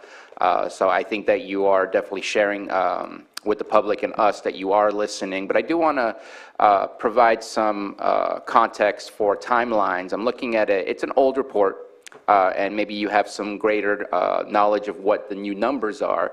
This is from the late 90s, 97, I believe. It's a report from our government accounting office. And it says here that typically once a site is listed, that it should be cleaned up within 5 years. They said that by 1996, it looked like it was expanded to about 10.6 years. If we were listed in 1990, we're now at year 32. And that's where I think the public, and myself included, and maybe others, have a level of frustration, especially because of the direct impact, not just to our lake, but the people of Elam Colony. And I think that there's an absolute disconnect with why 32 years. And I don't want to belabor the point. I think that we're back on top of it, and I hope that we can stick to the timeline. But it's a very sensitive subject for the fact that it took this type of activity to even get clean water to Elam Colony, because before they were pulling water out of the wells, which obviously was not a sanitary thing to do. And so it's just, we need to make sure that this gets completed ASAP, and we need our lake to be useful for food purposes as well, where right now we're being highly restricted due to this Superfund site on what it is that we can eat out of the lake. And there is a lot of fish in our lake. It's very abundant. And with things, as we've discussed earlier in previous meetings, with the way that our global climate change is impacting us, having a source of food that is accessible to us locally, that is sustainable, is also going to be that much more important. And if we can't finish this, then it's going to put us in a much bigger bind and more of a corner than we have been. So I appreciate you listening. I just wanted to share the frustration of the amount of years. And not sure if you have an updated timeline of what cleanup averages are taking for others. But I just want to make sure that we stay on top of the timeline that is being provided, because it's too long. Yeah, I can look into timeline for sort of average for sites, but regardless of what that shows, I absolutely 100% agree with you. The cleanup at the Sulphur Bank mine site is taking too long. Part of that story is the complexity of the site. Part of that story is the early emergency actions that we took. I'm not here to make excuses. We want to make sure that it gets done, and it gets done quickly moving forward. So thank you for those comments, and absolutely duly noted. All right. Do you mind if I ask one more question? Yeah, go ahead. How is the drought impacting the flow of pollutants into the lake? Because the lake has been very low in the last 2 years, and I'm not quite certain how Herman Pit has fared with the drought, if it stays at about the same, or if it's dropped as well, because if the lake is lower, you would suspect that there's a greater risk of flow into the lake. Yeah, good question. So actually, one of the field activities EPA has recently been performing is the installation of a number of new wells at the site to try to better monitor the movement of contamination from the mine site into the lake. And what we've found just in the last month is there's very little water. Maybe unsurprisingly, Herman and Powmett's water level has dropped pretty much in line with the drop in the water level of Clear Lake. When the water level of Herman and Powmett goes low enough, it actually gets below, as I showed in that kind of cartoon, there's that waste rock for the waste rock dam. If it drops below the level of that waste rock, then the water from the impoundment doesn't flow through waste, doesn't pick up contamination, and doesn't then carry it to Clear Lake. So the extremely unfortunate situation with the drought, one small silver lining on it is a substantial reduction in the amount of contamination going from the mine site into Clear Lake currently. We don't have precise numbers on that. That's something that we're actively working on, sort of figuring out how to better track that across wet and dry years to make sure that we are complying with the state's TMDL on a long-term basis. Yeah, that's the story. Basically, we have every reason to believe that the loading of contamination from the mine to Clear Lake is significantly reduced right now due to the low water levels. Appreciate it. Thank you. So I have a follow-up. In Supervisor Sabatier, it's a lot of the Elam Indian Colony members, they go to your district, they either live in your district or go to the schools there, so it's understandable. And that's where my questions are in regard to this. And I know that I've been on a meeting with you all before and probably brought this up in discussion about the actual dialogue that you're having. More than likely, when it says Elam Indian Colony, you're talking about the actual government, which is based in Santa Rosa, and of course, that's who any entity would deal with, is the government. However, there are citizens that are living on the Elam Indian Colony that aren't actual members at this point. And so, are you able to communicate with them? Because I'm not sure how the communication process works between the members and their previous government, if you will, since they've been disenfranchised. So, if you have an access to them, if not, there are my town halls in East Region Town Hall and Clear Lake Oaks that we can invite you to, and also I can also arrange a meeting on the Rancheria with those folks that live in the community if need be. That way we can get all of the people informed and have input from them as well. So I'll stop there before I ask my next question. Yeah, thank you very much. Yeah, that's one of the things that's come out of this sort of improved public outreach effort that Gavin Pauley has been helping us to lead, is we understood that there was that political divide within the Elam Indian Colony, but frankly, we did not appreciate the magnitude of it. We were surprised that the folks on the colony had not been receiving any update from their government about the engagement that we had with them. So we are working to correct that wrong as far as our communication with the affected community. We've been regularly engaging with a couple residents on the EIC who are sort of not informal, cultural leaders, and they've assured us that they are, at least to some degree, communicating our message to that community. But I would love to take you up on that offer, Supervisor, to help us hold a more local meeting. I've contacted my point of contact there on the Elam Indian Colony about setting up an in-person meeting, but he's not being compensated for his time in any way, and it's not fair to impose that upon him. So if that's something you could help us with, I'd really appreciate it. I'd like to have more conversation with you on that. Yes, I will touch base with you, and then just note, I know the folks that live there are very responsible for the actual roundhouses, so for them, compensation isn't an issue commonly because they do it, in regard to that. So, but another thing to add is the cleanup process. I know that's further down the line. I know there's a lot of people that have, requested for me to ask questions like what technique or method are you going to use during the cleanup, and I know someone's mentioned hemp and things like that. So when that gets to that process, or is it there, where do I send those answers to those questions? How do I move forward with that? I just wanted to highlight that. Sure, yeah. The public comment period on the proposed plan is probably the most appropriate place because it provides a formal forum, a formal place in the process to insert those comments. All of those comments will be captured and published then, associated with our record of decision. As I mentioned, by statute, we are required to respond to all of the public comments that we receive during that public participation process, whether they be verbal during a public meeting or written comments that are submitted.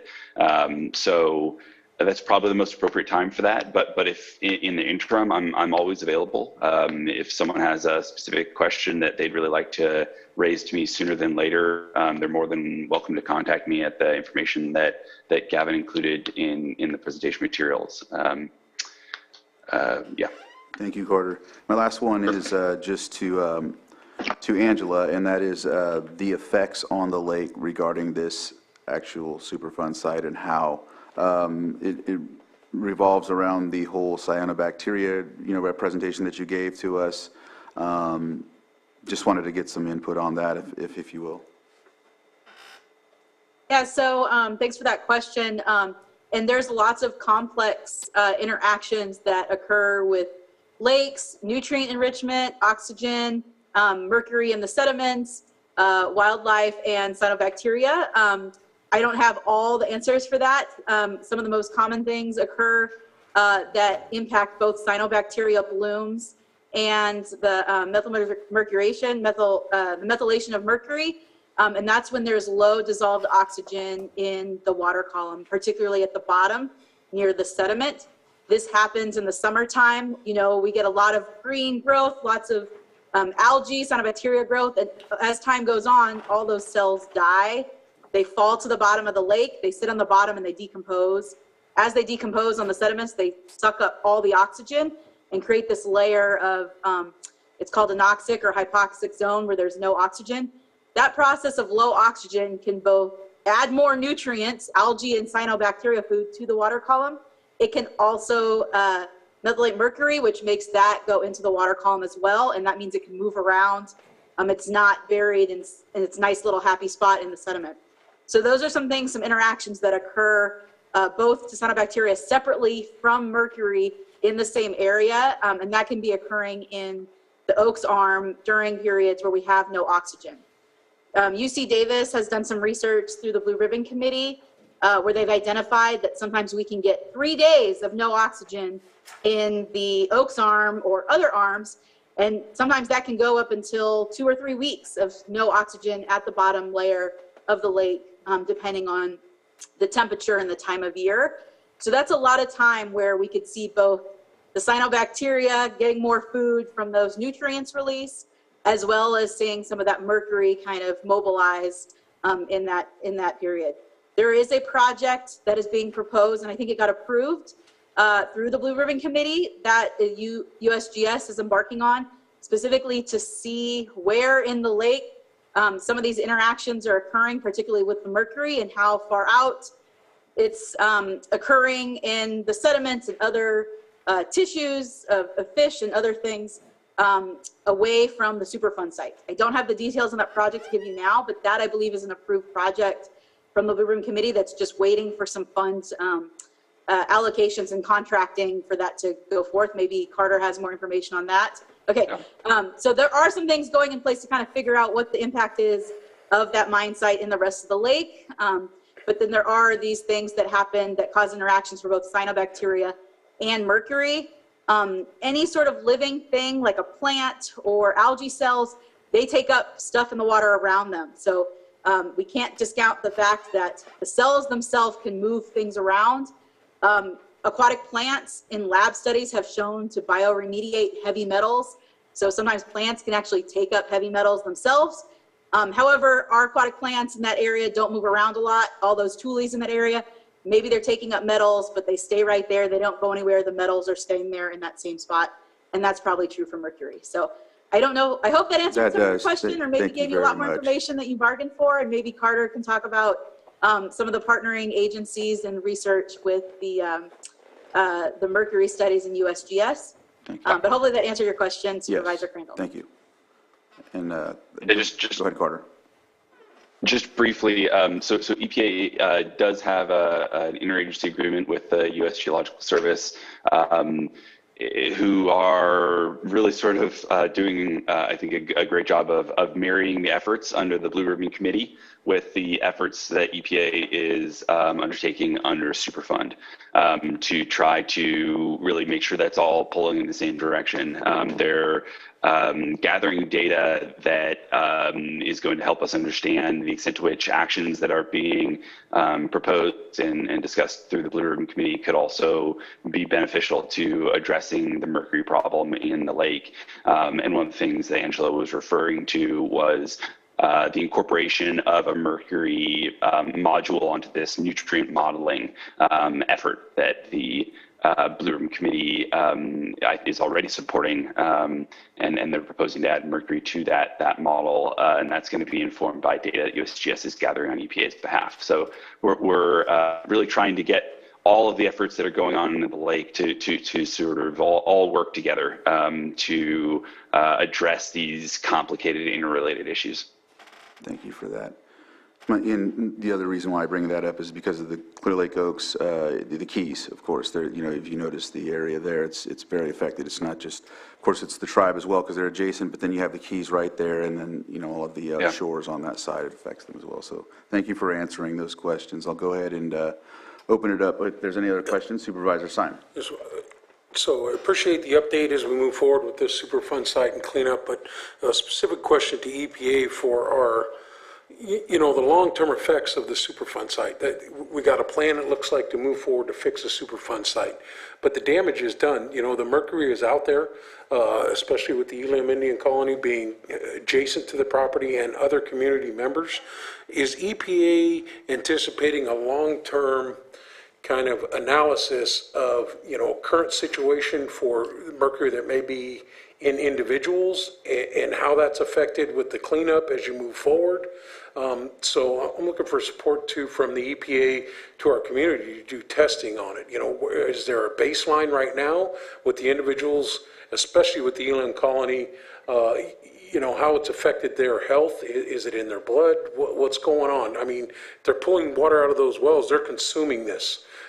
You know, in one way or another, even though there's new opportunities now for water. But, you know, it's great that we're cleaning the earth, but the people that have been exposed to this for a couple hundred years, generational, you know, what is that doing to them? So is that contemplated in this cleanup plan, or is it just let's fix the ground that was affected by it?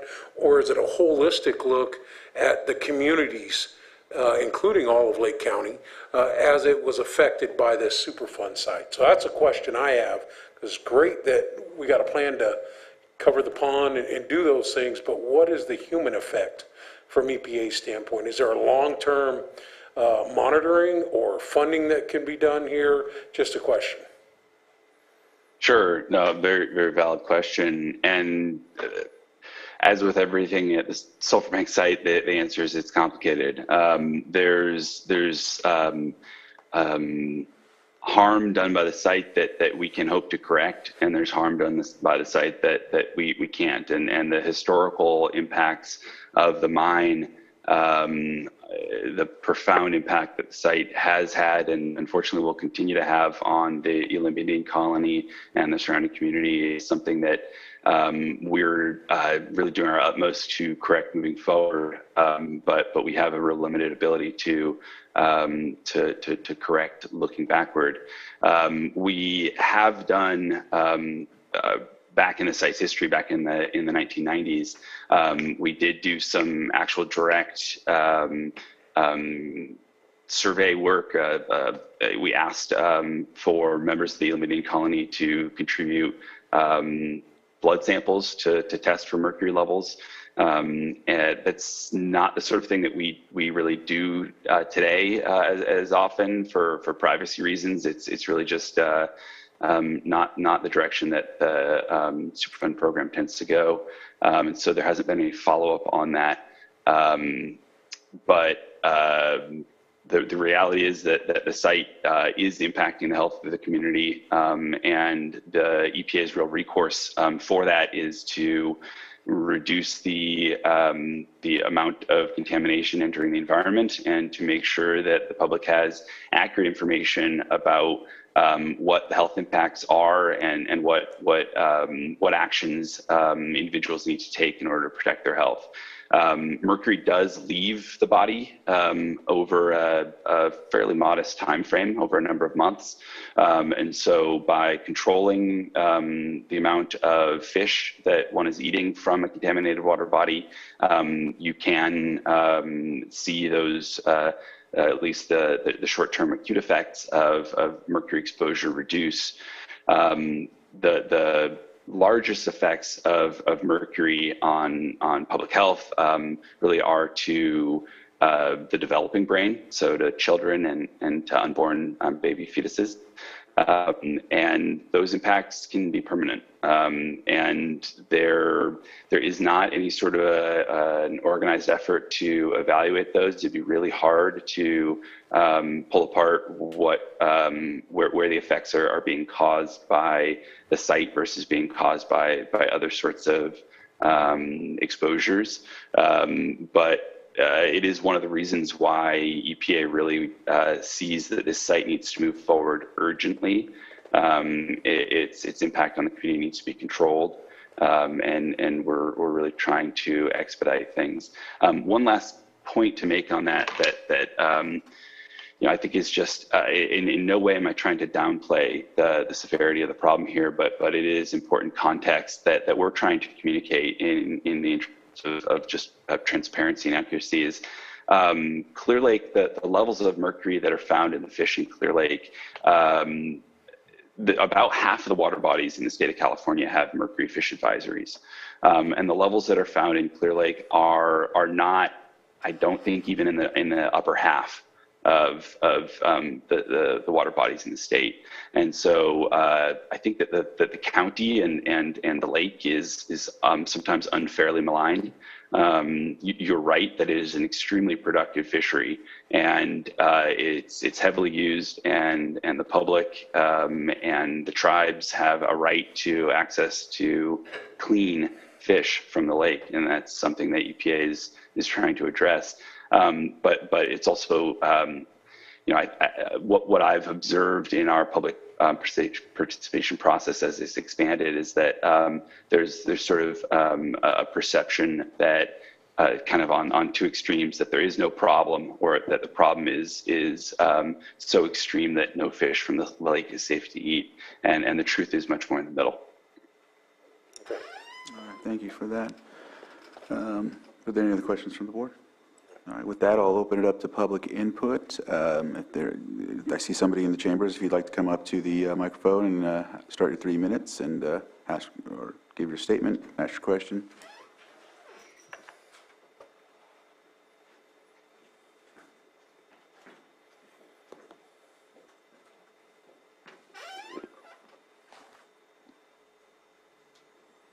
Joan Moss, I would like to know when this Superfund site was taken off the list and when it got back on the list.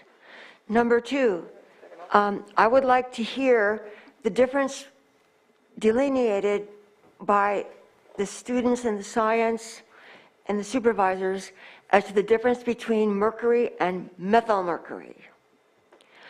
Methylmercury is a highly toxic form of mercury, and I don't see it addressed here.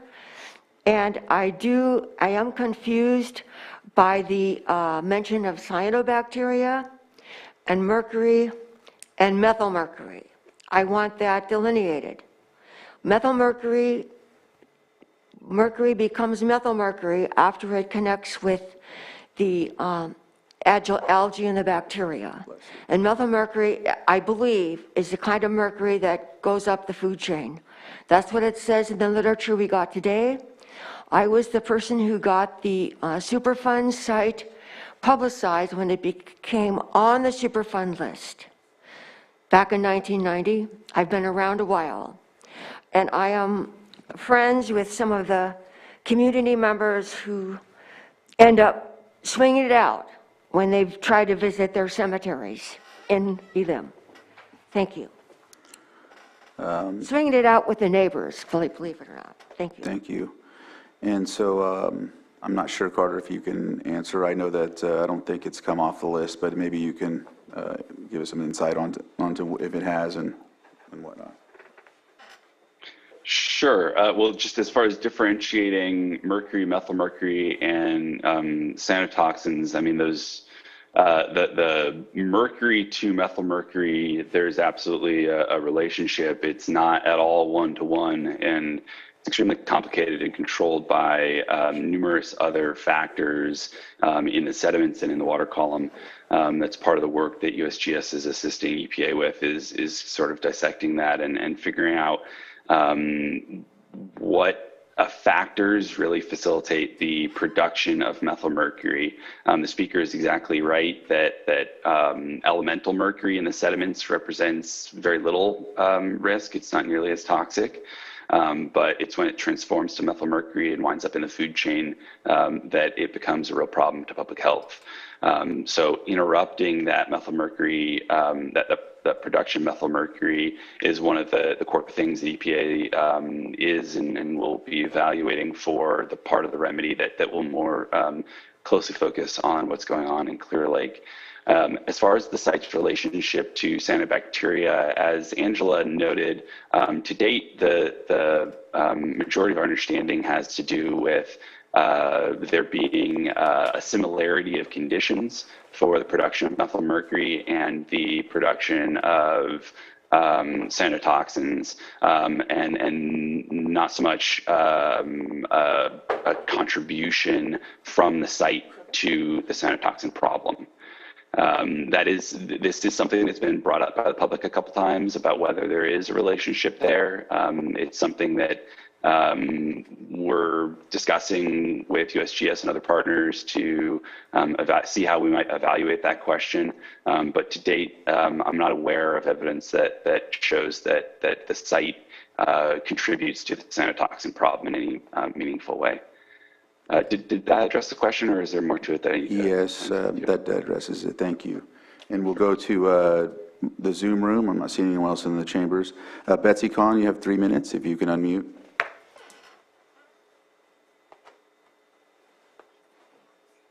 Thank you, Mr. Chair. And Mr. Jessup, I have a couple of questions.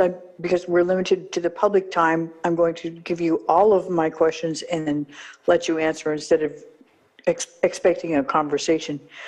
Real simple question is, why do we have operating unit 1, 2, and 4 and not 3?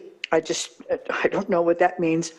And the second thing is that you mentioned the funding. The last time I looked at this, the Bradley Mining Company was unable to provide any funding. Now I'm wondering if there is new funding, what's happened, why is this all of a sudden an urgent project? Those things, I'm sorry if I missed that in your presentation. Third, during your discussion at some point, I heard you say TMDL, but I didn't understand what you were referring to. My understanding is that the TMDL for mercury in the lake was reduced to just the Superfund site as the only source at this point. And the County of Lake is no longer required to address that particular TMDL. The next thing I have, 2 more things. The impacts that you described on the overall community and that Supervisor Crandall described as affecting, for example, the people in the Keys, and of course we know about the folks at the colony and all the incredible detriments that's been to their population.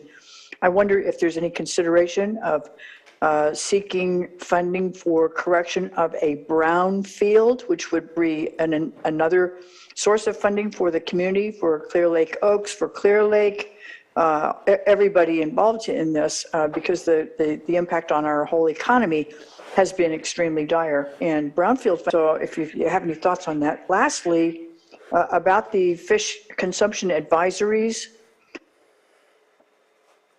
I see that you're going to post those nice signs at the parks. I would really urge you to consider sending the information to every shoreline property owner, making sure the real estate board of directors updates the full disclosures to sales for properties in the County of Lake.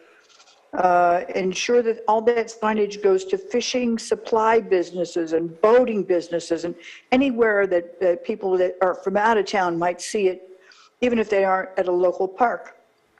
Using social media, and of course, I would hope that it would be included as a health impact on our county public health department websites, which I don't think includes that reference to that health impact at this point. So the public outreach on that. I am also a radio reporter, and Angela Dow will be speaking with us next Sunday on our regular program. This will be one of the subjects that we'll discuss. But we are very much in support of this. I'd just love to know how we got this new program going, and thank you, all of you, for doing this. Thank you. Thank you for those questions. Yeah, so I think I've got them listed off, and correct me if I missed one, but Starting at the first, so yeah, we go OU 1, 2, and then 4. There was a time when Herman Impoundment, the flooded mine pit in the middle of the site, was listed as its own operable unit. It since has been kind of rolled back into operable unit 1, but the designation for our internal processes has been used up. It can't be recycled.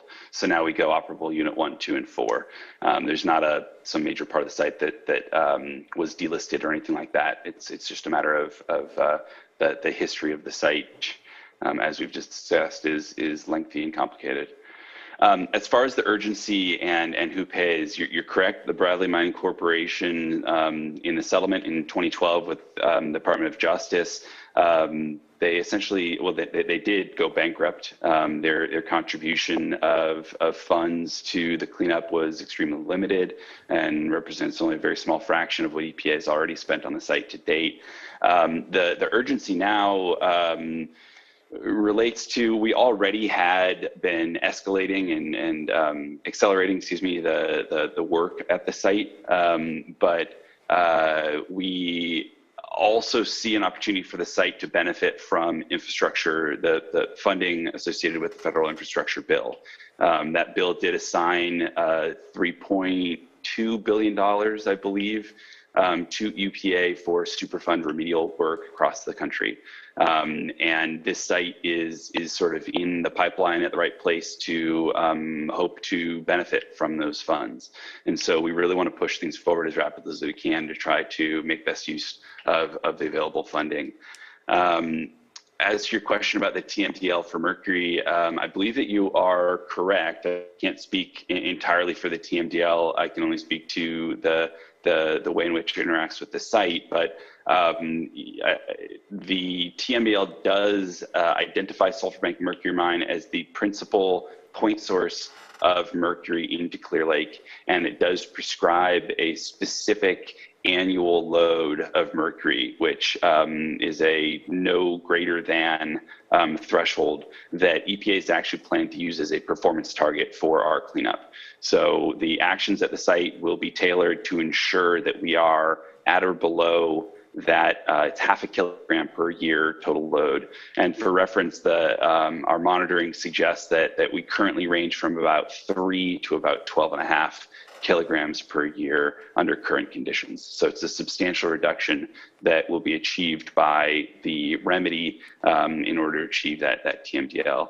I don't know exactly if there's any other county obligations under that TMDL. That'd be something for the Water Board to speak to. As far as a brownfields project, nothing currently in the works. EPA does absolutely have a whole brownfields office that looks at brownfields projects and providing funding to help support the development of brownfields.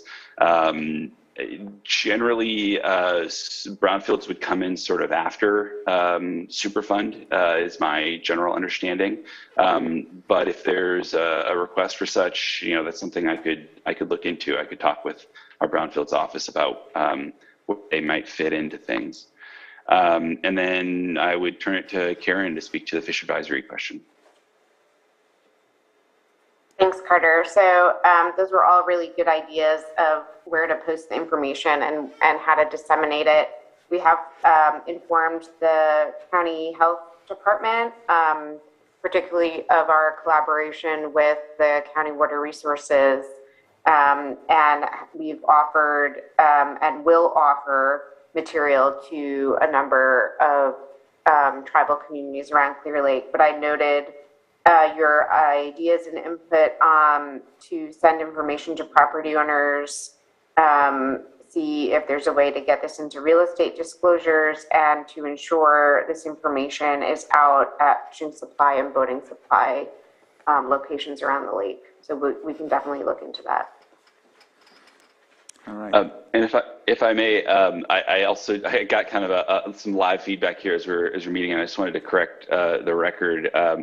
I may have stated that there was no outreach between the Elam government and the residents on the Elam Indian Colony. That's not the case. There was interaction, there was communication. It just was limited in nature, and it was not something that EPA was playing much of an active role in. And so I apologize for misstating that earlier. No, thank you for clearing that up.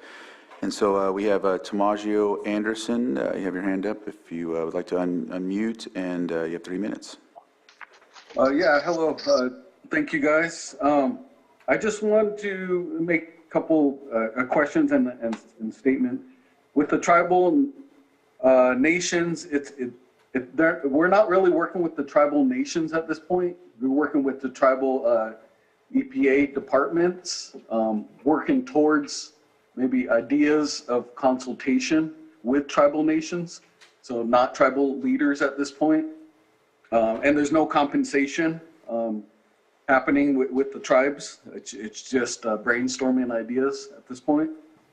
I had a question of how arsenic plays, how arsenic will the chemical composition change or bond with global climate change, especially you talked about, the mine getting lower, drought, and, we all know, this air changes those compositions. And so now we have those existing problems coming aboard with global climate change. Sometimes we have high winds, those are dust. It could change, and so I noticed you didn't talk too much about arsenic levels or within this presentation. The other is, we have proposed dredging that like in Lucerne, and then maybe in the future the Oaks Arm. And could you speak on that and any concerns you have around there,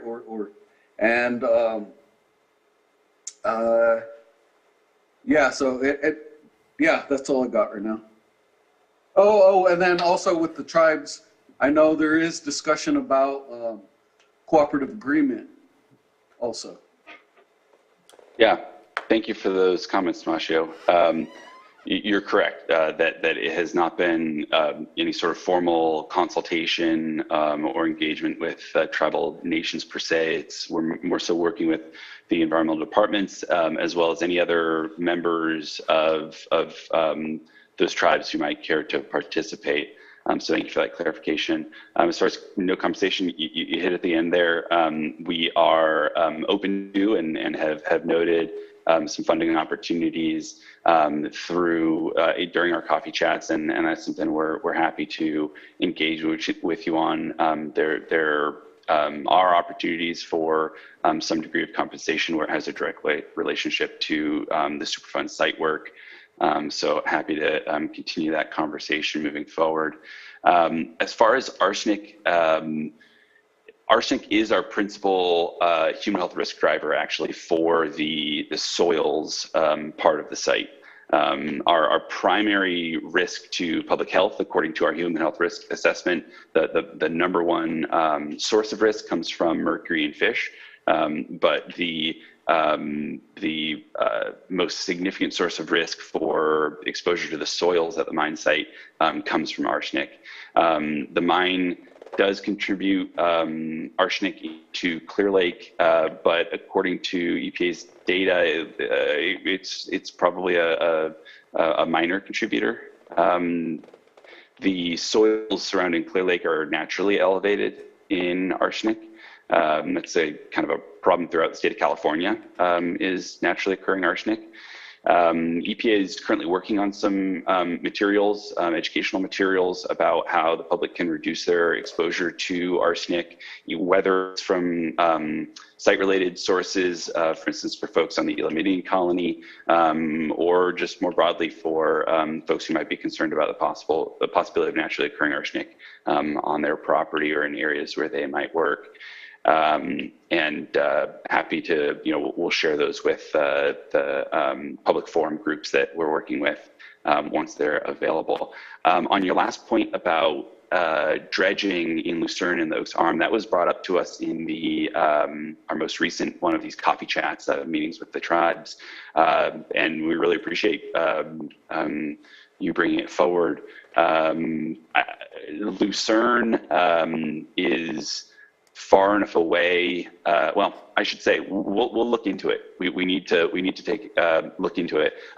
In particular, dredging in the Oaks Arm is something that we will really want to have a close look at and play a role in. We would want to make sure that there isn't the potential for that sort of a dredging project to suspend highly contaminated sediments and give them an opportunity to be distributed elsewhere in the lake where they could make the mercury problem worse. So we'll be engaged in, and we would really appreciate the Board of Supervisors' assistance to the extent that you're aware of any proposals for dredging in the Oaks Arm. It's also something that we are sort of putting our ear to the ground on now that it's been brought to our attention. So thank you for that. All right, thank you. It looks like that's all the public input we have, so I'll bring it back to the board and close the public input if there's any last comments. Not seeing any, and so I will once again thank you for this presentation. It was very helpful. Dialogue was very important to have, and it was good to get a lot of questions from the community and stakeholders. And Water Resources, thank you again for your work on this as well. So until the next time, we'll see you, and I'll be reaching out to you for some of those outreach opportunities as well. So thank you. Thank you very much. All right. With that, I'm going to take a short pause and see if we want to break here at 1 for lunch and finish at 2 or push forward, or how does everyone feel? I know that we have what's left. 7 point. My estimate would be that we have about an hour and a half of business lunch left, hour and a half to 2. Right, and then we still have 2 consent agenda items too, right? Still, so one left. Or one. One Okay, left. so we have 3 items left. Okay, and so with that, are you all amenable to lunch and then come back at, or would you rather push through? Yep, for lunch. Lunch. 2 o'clock? 2 o'clock? 2 o'clock, and it looks like we'll go ahead and take a break for lunch, and we will see you at 2 o'clock. All right. Adios.